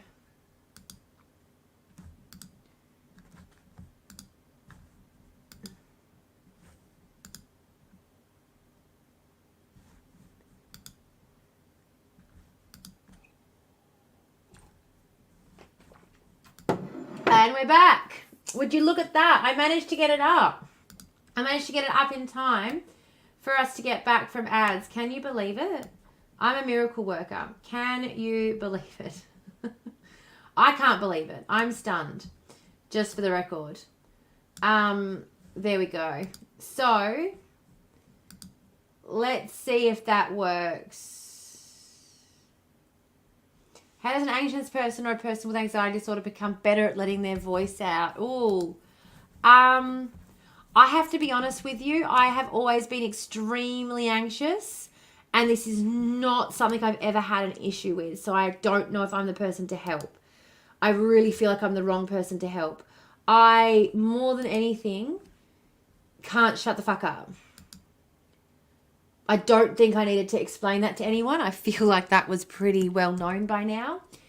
How good is that? I zoomed it all the way in. Oh my gosh, am I not the bomb?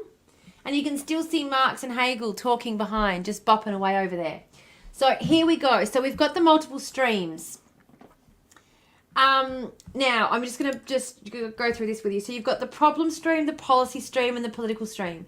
So before the ad break, I was talking about the fact that there has been policy tabled in this country, for example, to change our organ donation system from an opt-out system into an opt-in system. That would have to be something that would be legislated, so it is something that would have to go through both houses of parliament. Policy has been recommended to them. Policy gets recommended to them all the time that would address a whole lot of issues in our society that doesn't go anywhere because it doesn't get the traction that it needs in order to get the push to be addressed. And Kingston's multiple streams model seeks to understand why this happens. So, the problem stream we're addressing here would be that not enough people are organ donors, and so there's always a big gap in the people who need organs versus the people who could give organs versus the people who do give organs. And so in order to be able to address that gap, what kind of policy might we be able to enact? And the policy stream would be something like changing it from an opt-out system, from an opt-in system to an opt-out system. But then you've got the political stream. And this is where you have to get the political will on board. And in order to do that, it takes the influence of a policy entrepreneur oftentimes. This is what will help the streams to cross. And oftentimes this will happen because in Kingston's multiple streams, there's actually, I believe, rather than having the problem stream, it'll be like the problem, it's like the public. You've got to have the public will, the political will, and the policy there to address the problem, all converging. And that's how you get, that's how I remember it being taught anyway, but I could be wrong. I could be misremembering it. But this could also just be an updated understanding of it. But either way.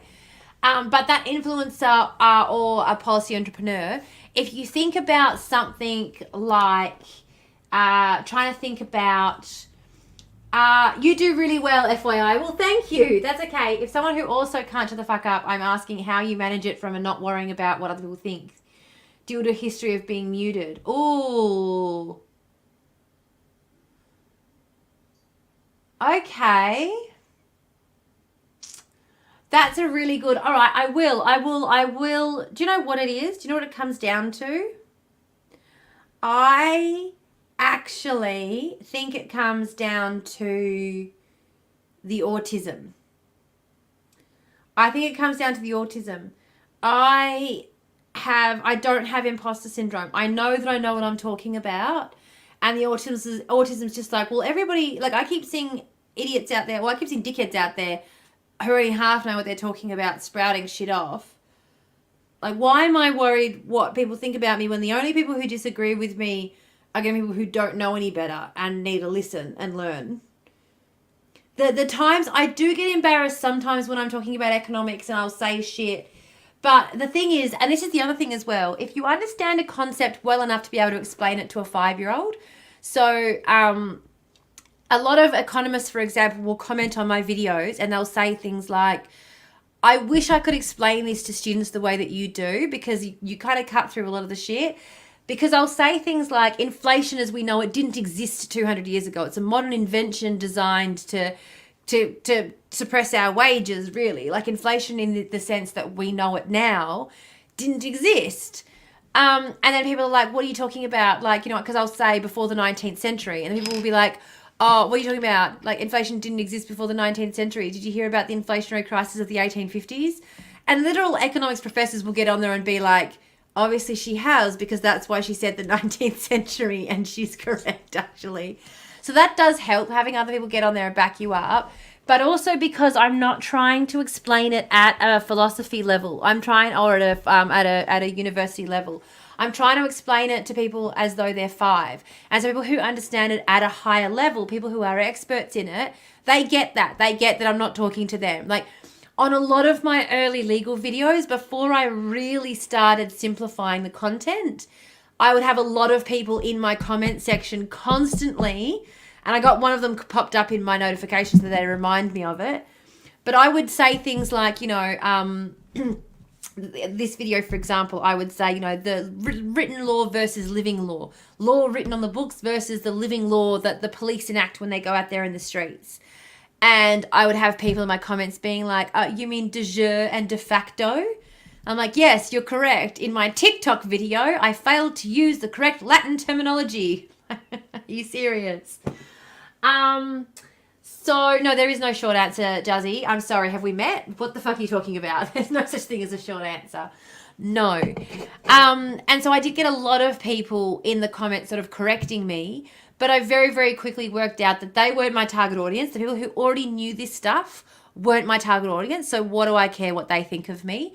The people who don't know this stuff and who are arguing with me about it are my target audience. I'll engage with them on it, but also I don't care that they argue with me because they don't know any better. I'm there to educate them. And the people who sort of know this stuff and aren't necessarily, or even the people who are experts in it, but the people who know this stuff but engage with it on a practical level, just appreciate that I'm out there talking about it. So you get a lot of encouragement and feedback from people who are just glad that that someone's trying to address the issues. So I think that helps. You know, it helps when you don't feel as though the people who have bad things to say, you don't feel as though their opinion counts for shit.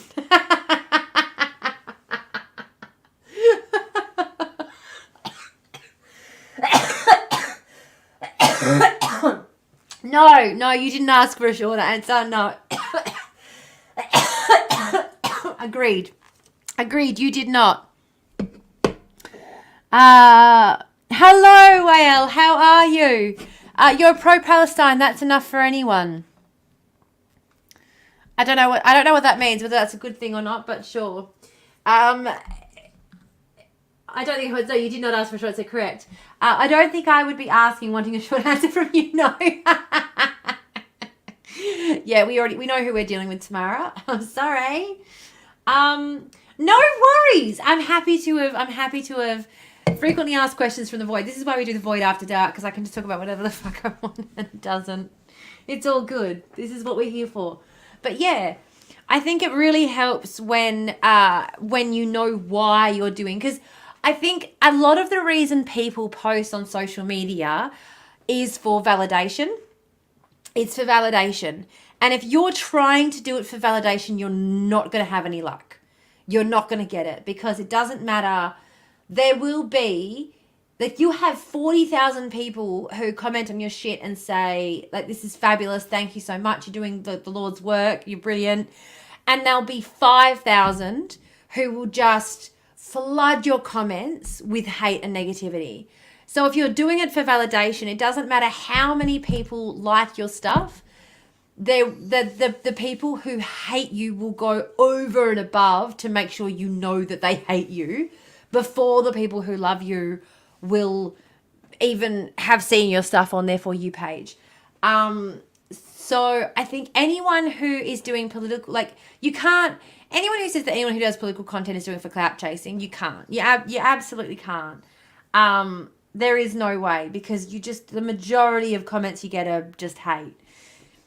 If you want to get on social media for that, if you're looking for that kind of thing, if you're looking for validation, not that I think you are, like, I'm not at all saying that you are, but I'm just saying that if and there's nothing wrong with that either, I think, for people.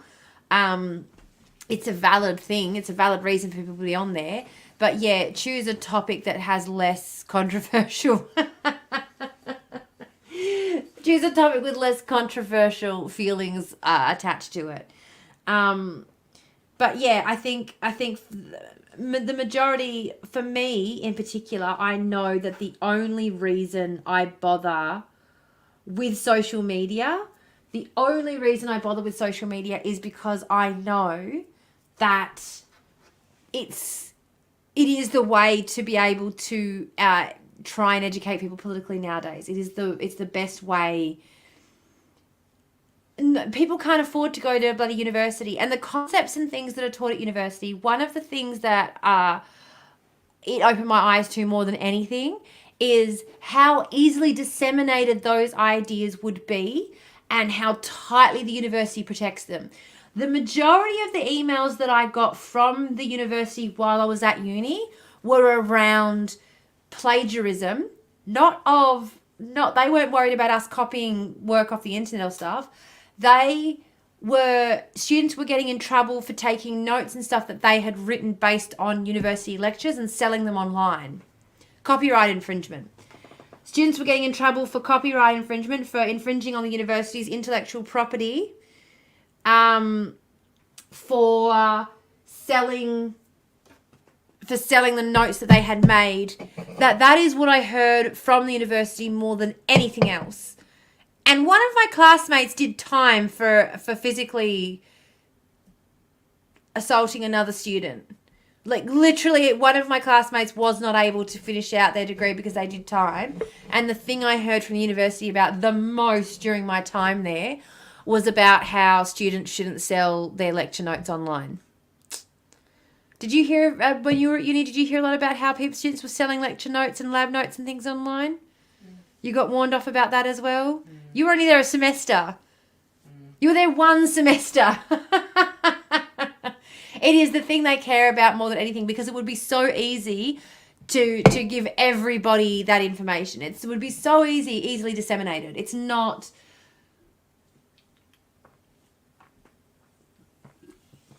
I made a TikTok about the rate of attrition the other day. In a 3-minute TikTok, I explained a concept that, you know, we did a university lecture on while I was at uni. Oh, chocolate. Pass me the chocolate. But it's just like, if I had been at uni, if I wasn't doing my own research on this now, if I was at uni making that content, I could get in trouble.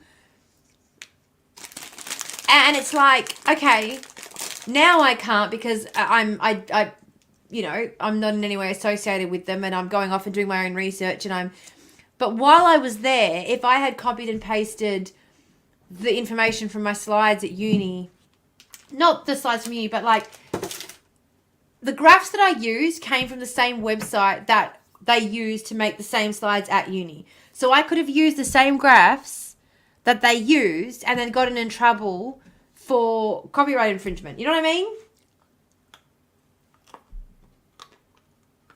Yeah. And that's the thing. I hate them gatekeeping. That's what they do. They gatekeep. Yeah. No. And this is the thing they were trying to say. When the students... But they were, because they weren't threatening to take legal action, they were threatening to expel the students. So what are you going to do? Yep. They do not give a fuck. They do not give a fuck. Especially if they're your notes. And you've written your notes in your... Like, I have to write an essay about this topic that you've taught me about in my own words, but then you're going to take the notes that I've also taken, that I've written in my own words, and one of those things you're going to call my original work, and the other one you're going to call theft, in order to be able to prevent me from selling it online and making money off of it. Because, like, how the hell else are you supposed to make money as a university student as well? Do you know what I mean? Yeah. This is why BreadTube as a leftist space exists, because leftists think that education should be free. Yes, exactly.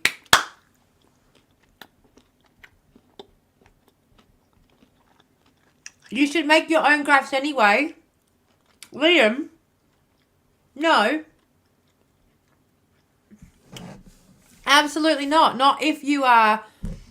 If you are trying to quote from the Australian Institute of Criminology, you should use the graphs that they have produced and reference their graphs. You produce your graphs if you've done the work. Creating your own graph based on their work, that is gaining, like, use their graph and credit them. That's yeah. Yeah.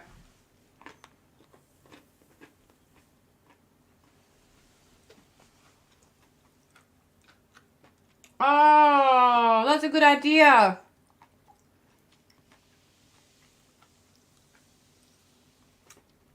Yeah. And it is really hard too. It is really hard when you believe that education should be free.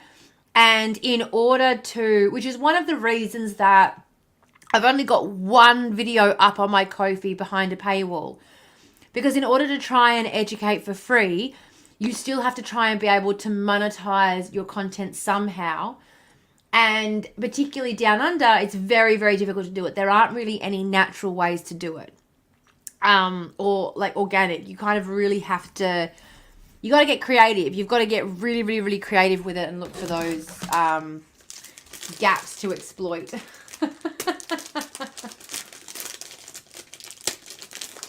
Yeah, if people directly copy stuff, it's already caught by the bullshit Turnitin AI bot thing anyway. Yeah.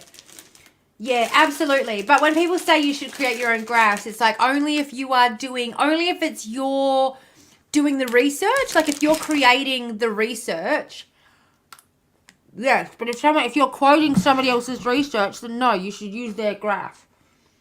Right. Yeah. Definitely. Yeah. Oh, this chocolate's good. This chocolate. Ow, I keep biting my lip. Ow. Some of us are actually filthy bearded communists who do actually try to do their best to destroy a dominant paradigm. I am getting that vibe. I am getting that vibe that I have somehow, I don't know how I've managed to cultivate this really communist community. I don't know why. I don't know what it is that I've done, but for some reason I seem to have all these communists hanging around all the time. There's like the chat seems to be full of all you commies. I don't know why. I don't know what I did. It's in the Discord too. The Discord's full of communism. Don't know why. All of the communism. Who's encouraging all of this communism? Who's encouraging all of this communism, guys? Oh, I really have. That hurt. I bit myself hard. That really fucking hurt. Now.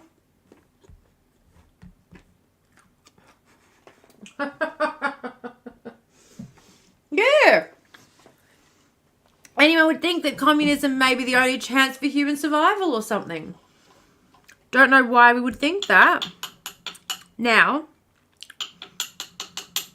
I am not going to be on here too late tonight, only because as I said, I have lots of planning to do. I've got lots of stuff to do. So Friday morning, we're going to be doing the Void wraparound for the news, 2-hour news program on Friday morning.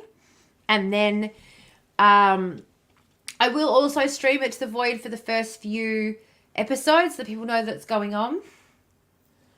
Oh, yeah, unless you're using their data sets to highlight something else. Then you make a new graph attributing the data set correctly. Yes, exactly. Exactly was Bappin. Yes, thank you. Thank you. Correct.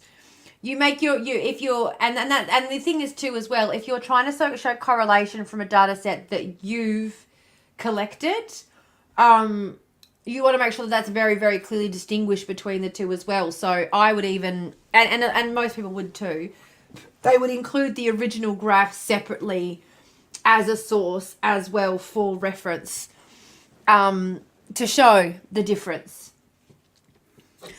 I have, like, my lip is really sore. Do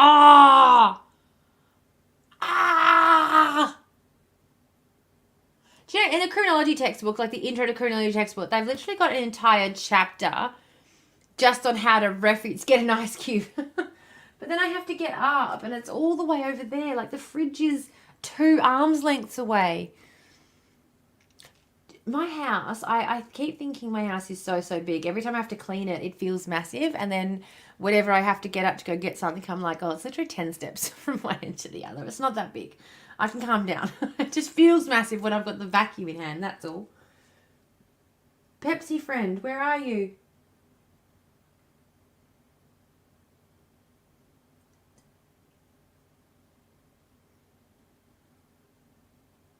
Pepsi friend.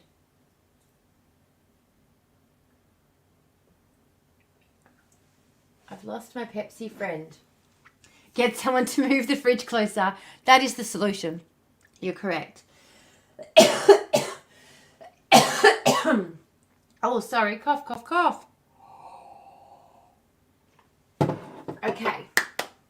Now, I was hoping that I would, by the end of this stream, have the new layout to show you. I don't know if I'm going to, though, because I don't think I don't think I can get focused for long enough, in all honesty. I should have called my Pepsi friend, I shouldn't have called them Pepsi friend, I should have called them tea friend, because that's what I need now. I need a cup of tea. Tea friend. Tea friend.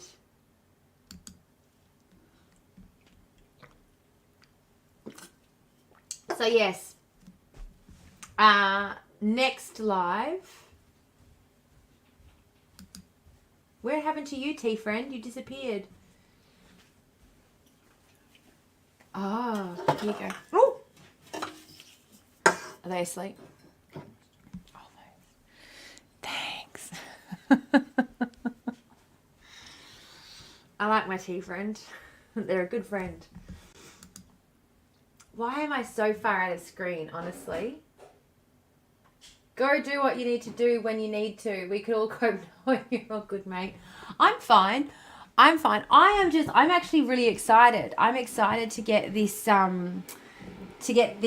changeover happening. And I'm hoping, I mean, it's going to look lame as fuck, but I just can't help it. It's just totally my vibe.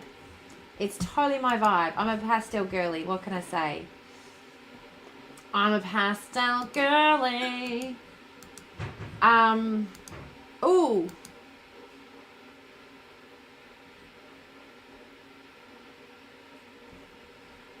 Let's see what's going on.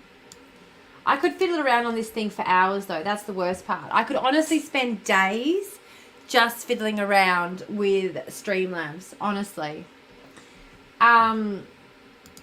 So I was trying to figure out, I was sort of trying to learn how, I'm going to share this screen. Let me see. Because I was trying to figure out how Streamlabs worked. Because Streamlabs, before I switched over to Streamlabs, this is not in any way sponsored, by the way. This is not sponsored material. This is just me talking about what I'm trying to do. Honest to God. Oh, this is,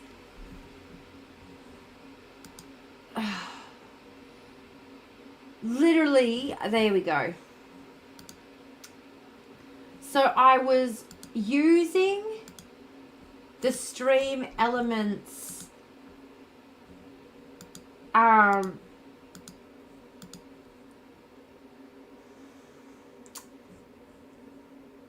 you know, editor thing to teach me how to use the other one. What's it called? Stream, whatever. The other thing.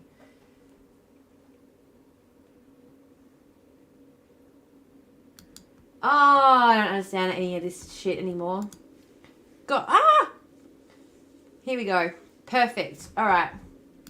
Now, where is Streamlabs? Can I open this? How do I share this one? How do I share this page?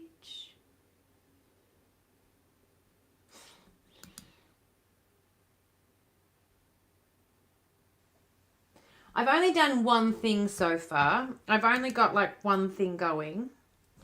But I want to see if I can get the chat bot. That was why I wanted to do it while we were on live.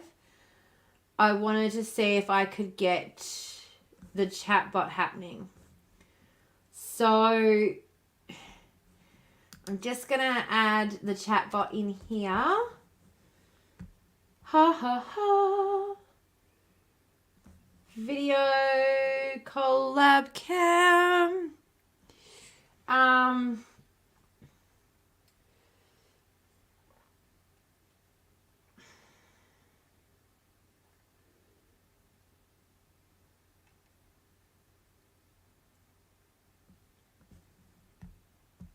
What? There it is, chat box. Thank you.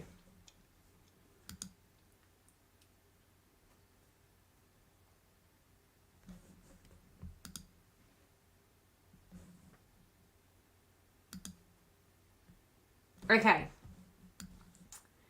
Now, shit.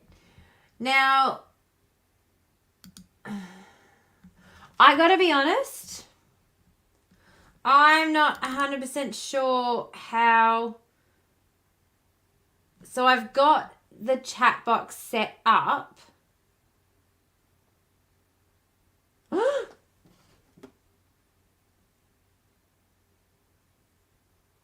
But I can't see any chats coming up in it.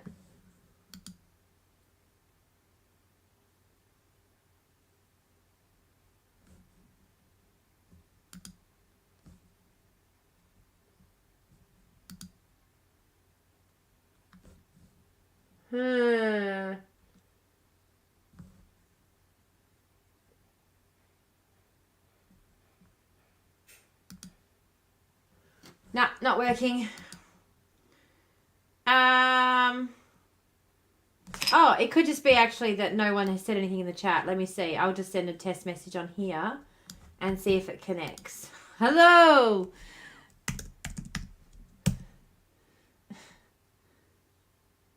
Hey, it is working. Oh my goodness. Quick, say something. I said quick. Okay, so the chat is working. I'm very excited about that. Oh my goodness. Oh my goodness. Okay. Guys, it's working. Okay, it's working. It's working. Sorry. Thank you. Everyone's like, oh, sorry, are we supposed to be doing something? Quick. Let's jump in the chat. No, I was fiddling on the other page and I didn't realise that it was just because the chat was quiet. I didn't realise it was, I thought it was something that I had done. But no, this is awesome. I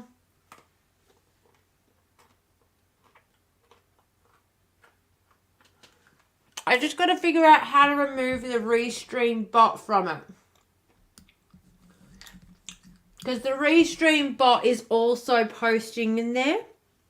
And this is why I wanted to switch over. Because at the moment, I have to stream to the Restream bot in order for the comments to show up.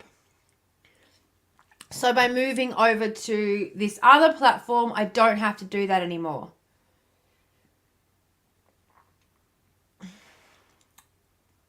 So I'm getting more professional. I'm getting much more professional. How long did I sleep for in the hours after the 24-hour live stream? So I slept for like a 16-hour block. I went to bed at 9 p.m. I went from here over there. My friend got me a flannel. I washed my face. My friend got me my toothbrush. I brushed my teeth. Laid down on the couch and woke up the following afternoon. Was awake for a few hours. I had a massive headache. I watched Bridgerton. Had some leftover takeaway. And then went back to sleep and woke up the following morning at like 11 a.m. So pretty much a day and a half following I slept for.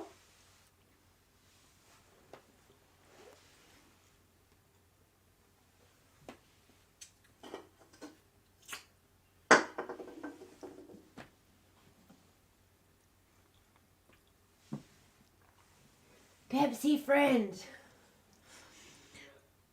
Big recovery. It was a very, very big recovery. I was wondering where you were. Oh! Thank you, Hassan. Thank you so, so much. I appreciate the support. I appreciate the support. We've got more, how is Bridgerton? Okay, it depends. All right, here's the thing. Are you the kind of person who could kind of just go, let it wash over you? Or are you going to get, no, you're probably going to get annoyed by it. I find it is good. It's like cotton candy. I switch my brain off and try to pretend that I don't care about the calories. That's that's how I consume Bridgerton. And yes, I do enjoy it. I did very much enjoy it.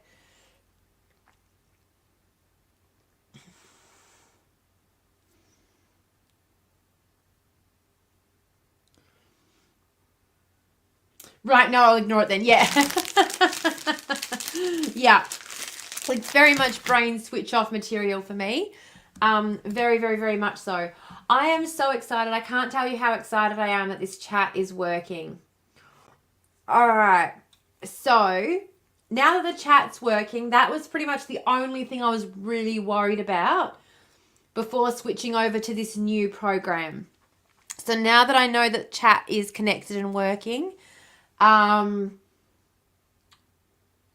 the other thing is too, is that removes, I only get 3 streaming destinations on this program that I use, Streamlabs. And one of the places I stream to is chat, the Restream chatbot. That takes up one of those slots. And I have to do that in order to get the, what do you call it? The fucking, what's it called? The fucking thingy? The chat to work. But now I don't need to. Bridgerton is nothing if not historically accurate, at least. Yes, filled with historical accuracy, famously. Bridgerton's famously known for its historical accuracy. Oh, where's my cone gone? I got halfway through packing a cone and then I forgot about it and got caught up. Oh, that's right, because I was going to show you guys what I was working on. Let me see. I'm gonna stop screen sharing and I'm going to present. I'm going to share screen and I'm going to share screen with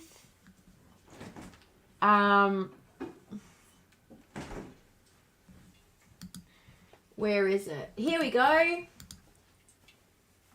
There we go.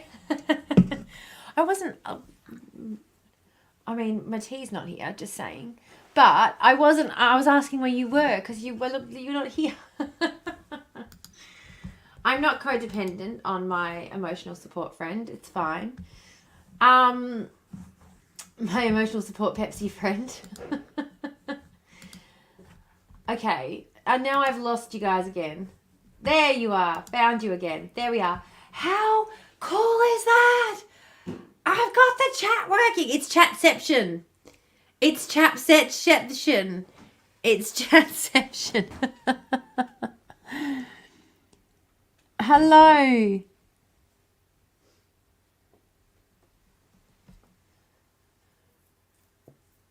Sorry, I'm not over on the TikTok. I have a small goal. Yes.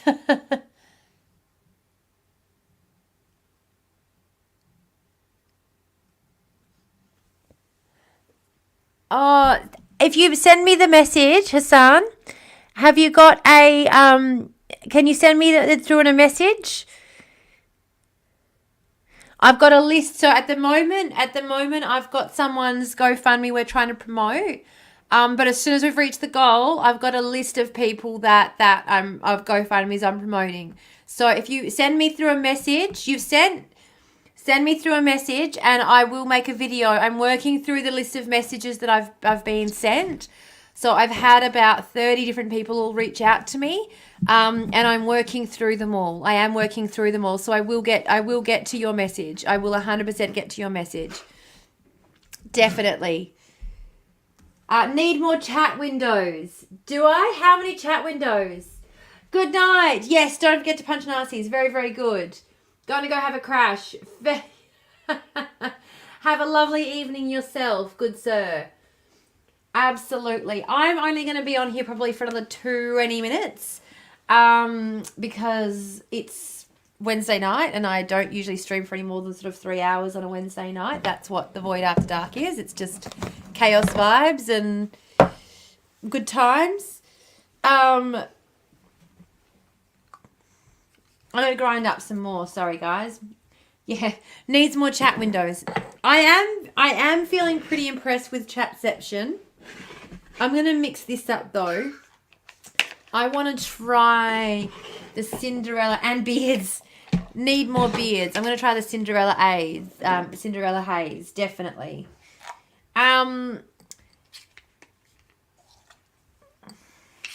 Just two. Two will be enough. Two will be plenty. So, now that I've figured out that chat's working, I will be using... Whoa!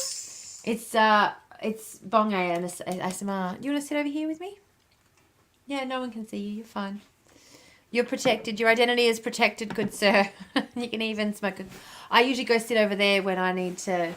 What are you doing? You're well and truly out of it. Just Do you want me to put the heater there? Oh, you're just going to steal my gum boots. My Ugg boots. Fair enough. Fair enough. Oh, and Minotaurs. Okay, so there is one thing I was going to show you quickly. Let me see if I can get it to play on here. Kim's gone, so we can all brag later about how Kim missed out. But have a look at this. Have a look at this. Ready? This is the little, when a new person joins. Oh. When a new person joins, this is what happens. Come on.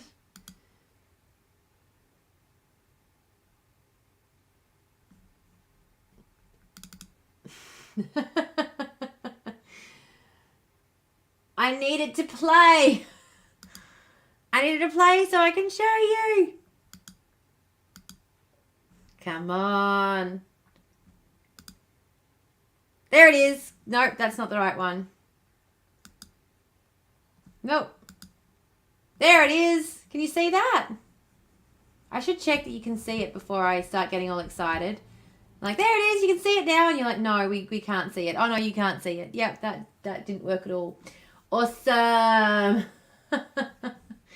That's just great. Oh,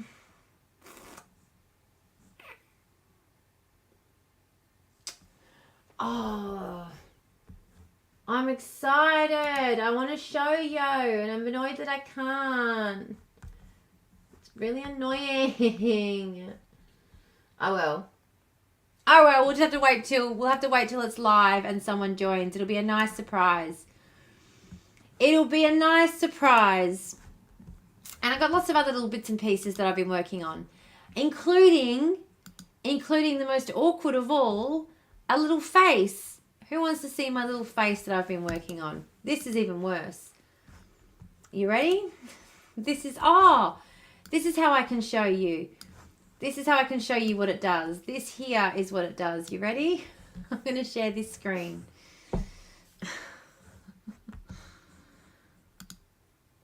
I'm just like a kid. I can't handle it. I can't help it. I'm just like, no. No. You need to see this, guys. Ready? Share screen. Yeah, okay, sharing tips. Make sure you don't accidentally open your porn box. Yeah, we've all learnt from Vosh. Thank you. It's okay.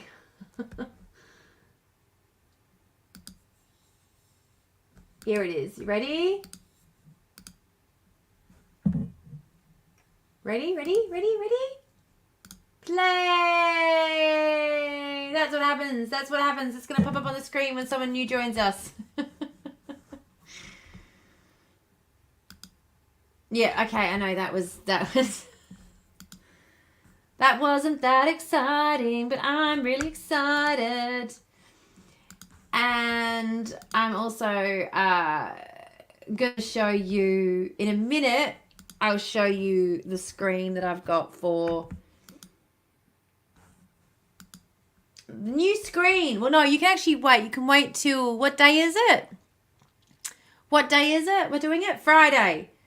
We're going to have this new screen is going to be up on Friday. So for our, the news, we're going to have the news on Friday morning. And that is going to be the new screen for that. How exciting is that? Do you like that? Very cool. Do you like it? Very nice. Very pink. I mean, I felt like it had to be pink. Because have a look. I mean, I felt like it was on brand. Even though I'm wearing not pink. But, you know, I'm not wearing pink in that either. I feel like it works. I don't know. I feel like it works. And also, I was planning on cutting bangs. I decided not to in the end, but I was planning on it, and that's why my avatar has bangs. Because I've been doing this for the last week going, should I cut bangs? I feel like I should cut bangs. I don't know, in every single video that I've been doing lately, I look at my forehead and I'm just like, why is your forehead so big? You need bangs. You need bangs. So... That's it. That's all I have. There's nothing else. I got nothing else. Yep. Oh no, that's right. Was I gonna show you this? Was I gonna show you this? Because this is gonna,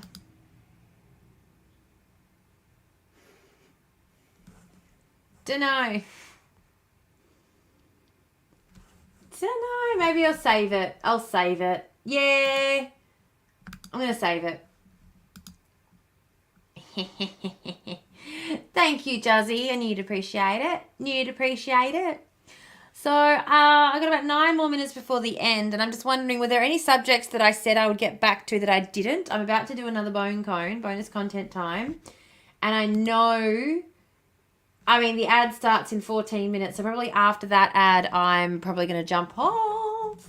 We'll do our little wrap up. Got my cup of tea here. I feel guilty now that I just got a cup of tea. Feel guilty that I got a little cup of tea. So we are probably going to jump off, but as I said, Friday morning we're going to have some exciting things happening. I'm very, very, very excited. I hope you guys are too. I hope you're excited to see what's going to happen because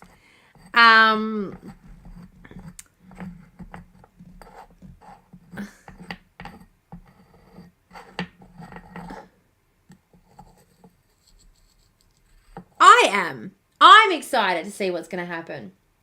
That's why I wasn't logged in for the promises.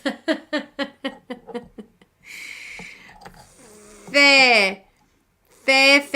Though I will say, if you want to know what's happening at any point in time, the place to find out is by joining the Discord. The Discord gets updated whenever I go live. The Discord knows what's happening before I know what's happening, to be honest. The producer of my program is also... Oh no, I only just got home from work. That's not fair, Mrs. Spirit. Well, Friday morning, bright and early, we have the weekly wraparound of the news.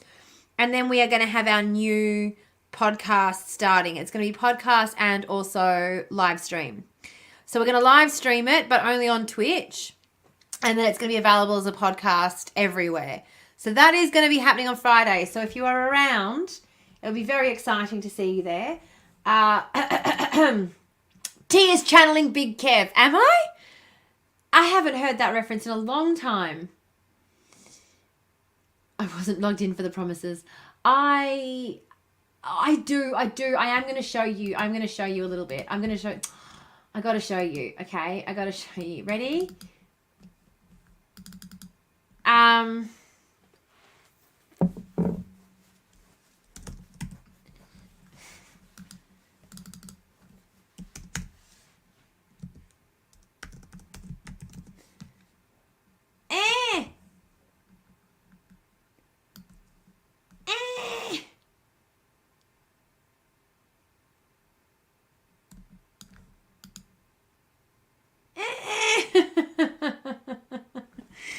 Everything went bad.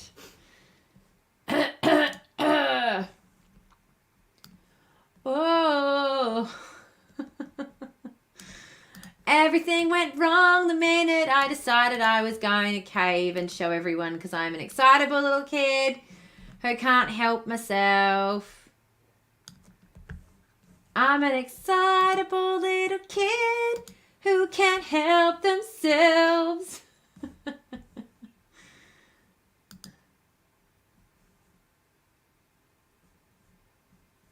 Oh, goodness me.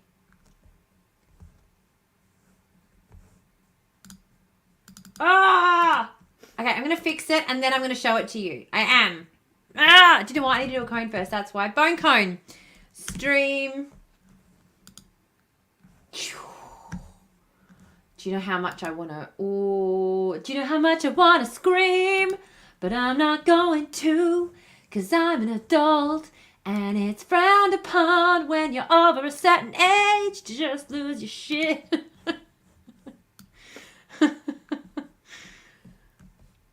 So they tell me. I don't know really. I don't know if I believe them. But what the fuck ever.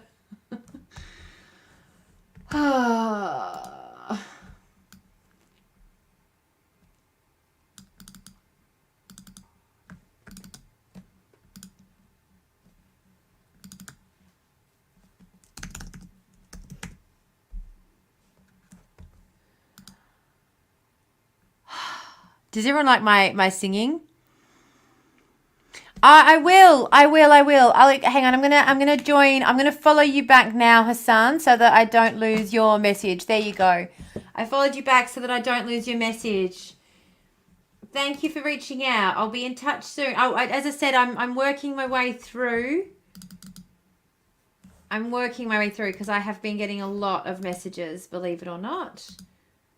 I've been getting a lot of messages.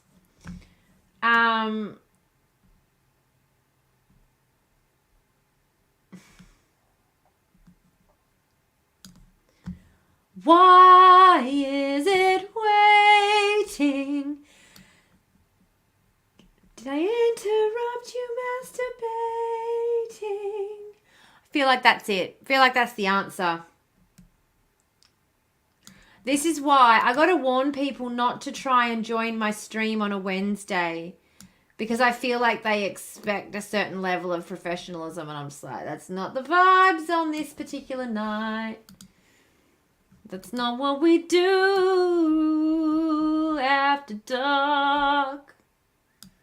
I don't know. I'm not sure if I like that. What do you reckon?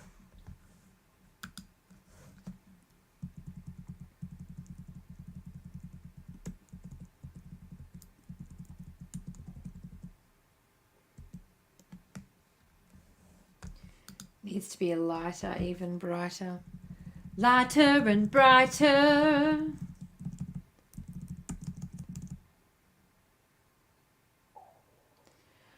In case you haven't noticed, I've been spending a lot of time on the piano practicing my Taylor Swift impression. Oh, that's better, isn't it? That's a better colour.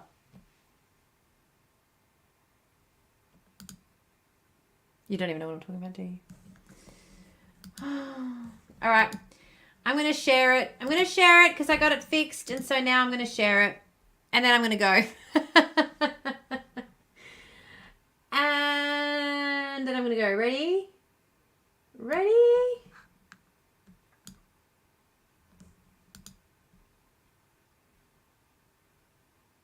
This is just a sneak peek. This is just a sneak peek for everyone who was here this evening to join our post. I feel like it's a posthumous live stream live. You know what I mean? Le Men. Oh, Le Men. Screams in 40-year-old. What is going on with all of these bots tonight? Le Men, I know. I don't know how this sounds, but I never expect any level of professionalism here. I'm so glad to hear that. My big thing is I just really don't want to let anyone down. So it's really good to know that I haven't. That's really important to me. So thank you for sharing. I appreciate it. Now I am going to share this with you. Are you ready? Are you ready? Ah! How cute's that? How cute is that? Oh! I just burnt my foot! Did you like that yelp?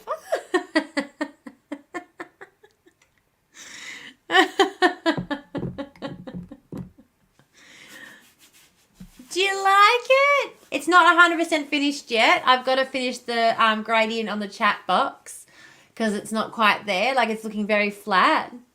But I'm very excited. I don't know. It's like my inner anime geek is loving it. Loving the. This is just me. Just me. So this is going to be premiering.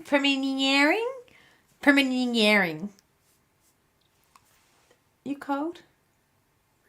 Are you wanting that? Is that what you've been waiting for? Yep. You're sitting here impatiently because I haven't done it yet. I packed a bone cone and I haven't done it, and my friend is sitting here waiting Why don't you get yours? Oh, please. Why don't you get your implement? And then you don't have to wait for me. It's not that I have to clean it. Oh, that's true. No, I'll do it. It's okay. I'll do it. I had this conversation with Amy the other day. I was like, yeah, no, you have to clean it. But I was like, oh, let me just lean a little bit further out of the way here. Would you share implements? Yeah, get your trumpet. But what do you think? What do you think? Do I not look like is it not like anime boss? Is it not anime? Is it not giving anime vibes? By the way, like, I just got to show off my present again. My birthday present from my kids again. Ah!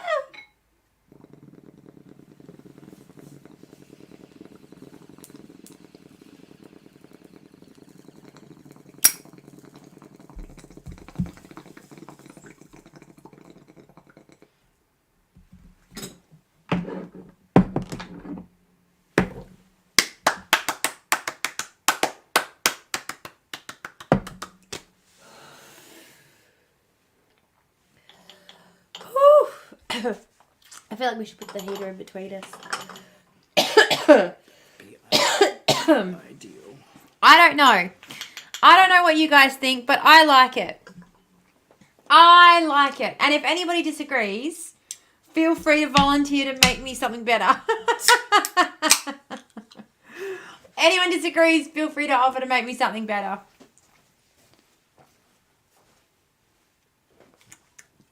Don't ask me why.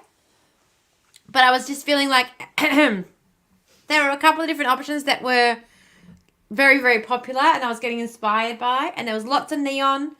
And there was lots of... Oh, in that case, that's fantastic. Correct answer, Juzzy. Correct answer.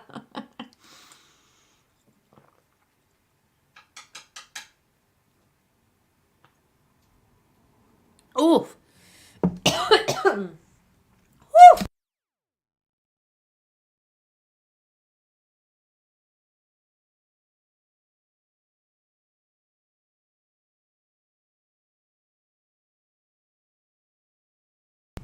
So sorry.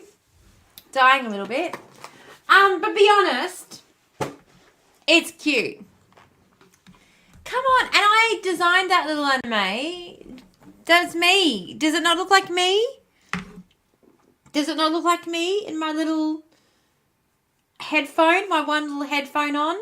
I couldn't get the arm right, okay, so I was trying to make it look like that, like it was just not fully, like I was trying to make it look like it was just, you know, like you couldn't see the arm because the arm was out the way, but it just looked weird. And then I was like, I'll just remove the arm altogether, and now it just looks weird. Oh, it's cute. You just presented me with an opportunity to be funny. Hey, and never turn down an opportunity to be funny. Never turn down an opportunity to be funny. It's like the golden rule. The golden rule. Absolutely. I 100% agree. I 100% agree. I am just... Thank you so much. I am just so excited, though. Oh. All right. I got the burps. when you breathe it in real deep. Yeah.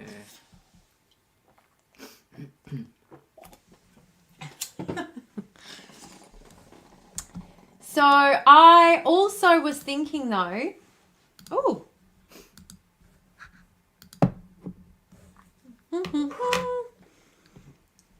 Oh, you don't want to look at my other attempts. You do not want to look at my other attempts. So it's going to be, yeah, it's going to be, I don't know, it's going to be fun. It's going to be fun. I'm excited. I'm excited anyway. Like I said, I'm not an artist, but, you know, we're getting there. We're getting there.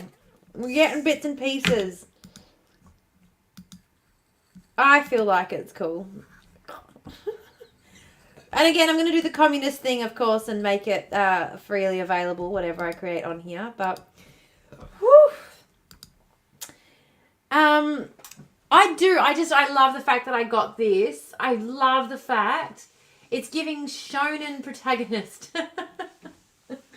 Thank you. Thank you. I will take all comments as compliments, as I'm sure.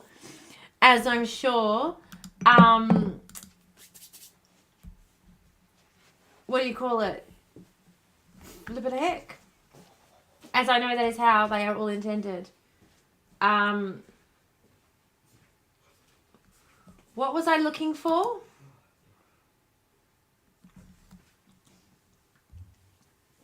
Here we go.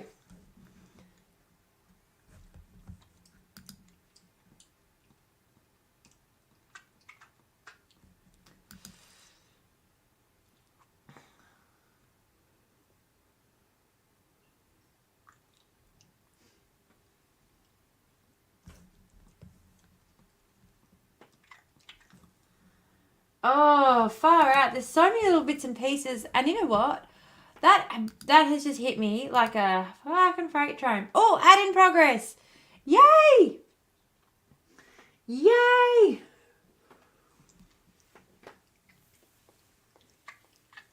I am loving it. And I'm feeling, I can't tell you. I'm feeling so professional. I'm just feeling so professional, guys. I'm feeling very grown up and professional. And oh, did you pack another one for me already? Gosh almighty.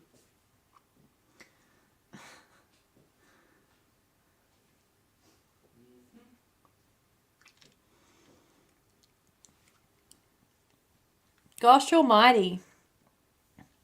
Someone wants me completely off my tits. I'm just going to sit here and play with this some more.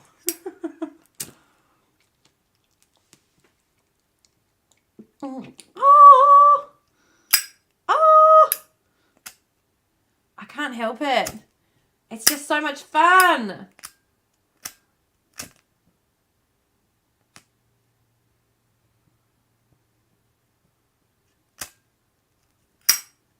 Yay! Yay! All right. I'm about to log off. I am about to log off in just another few minutes. It's just waiting for the ad to come back. But as I said, we've got a few very, very, very exciting things happening. Now, the other thing that I've got happening as well on Friday, please, please, please, if you are able, I would highly, highly recommend that you join us because we have a couple of exciting things happening, and I can't wait to share them all with you. And I am in desperate need of more sleep because believe it or not, Saturday, I can't believe that I slept like on this chair as well. It's so uncomfortable. It's so uncomfortable. Even sitting here for a few minutes, I'm just like, God almighty. God almighty.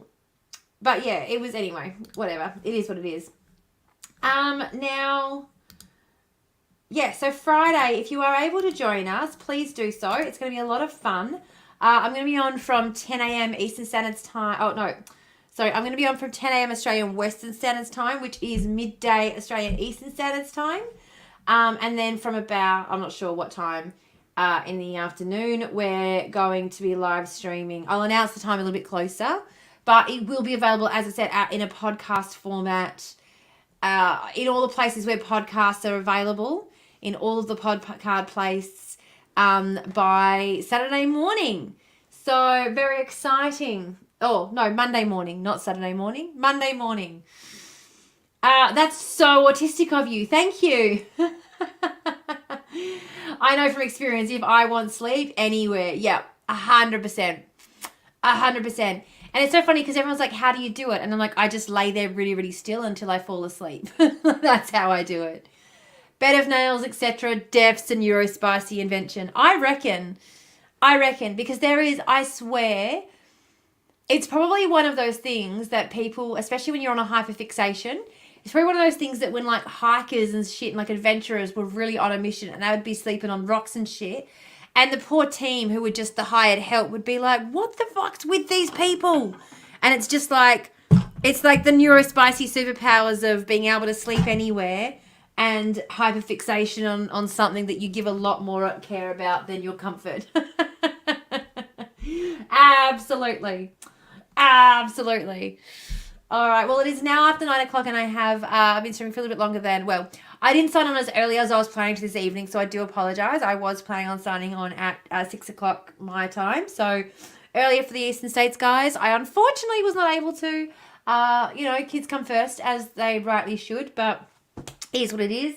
Friday morning, I will see you guys all then. I will see you in the Discord. Otherwise, if not, I will also try and be on TikTok. I'm trying to get back to people. I got a lot of content that I have to post to help because I got a lot of people that I'm trying to help out at the moment. So I'll be on all the places, but I'm also busy fixing up the shirts, making shirts. So anyone who donated during the live stream, don't forget to send me through your screenshot of your donation and the shirt, whatever shirt it is that you wanted. So I've only had half a dozen people reach out to me, and I know there were more than that. I absolutely know there were more than that. So yeah, just reach out so that I can get onto your shirt as well. And so far I don't have any addresses either for the shirts. So, and yeah, cool. Awesome. All right. Love you guys so much. Thank you all so much. I'm gonna do the old outro for the last time. It's going to be the last time we do our little outro. And it makes me, well, it doesn't make me sad because we already had it for like 10 minutes. So who the fuck cares really? But thank you guys so much. Have a lovely evening. And yes, I look forward to finally getting my shit together and doing a podcast for you.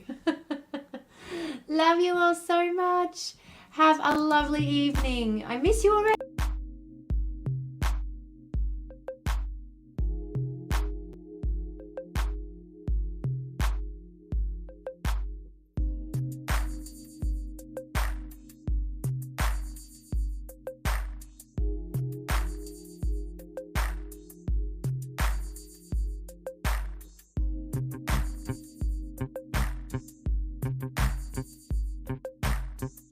Thank you.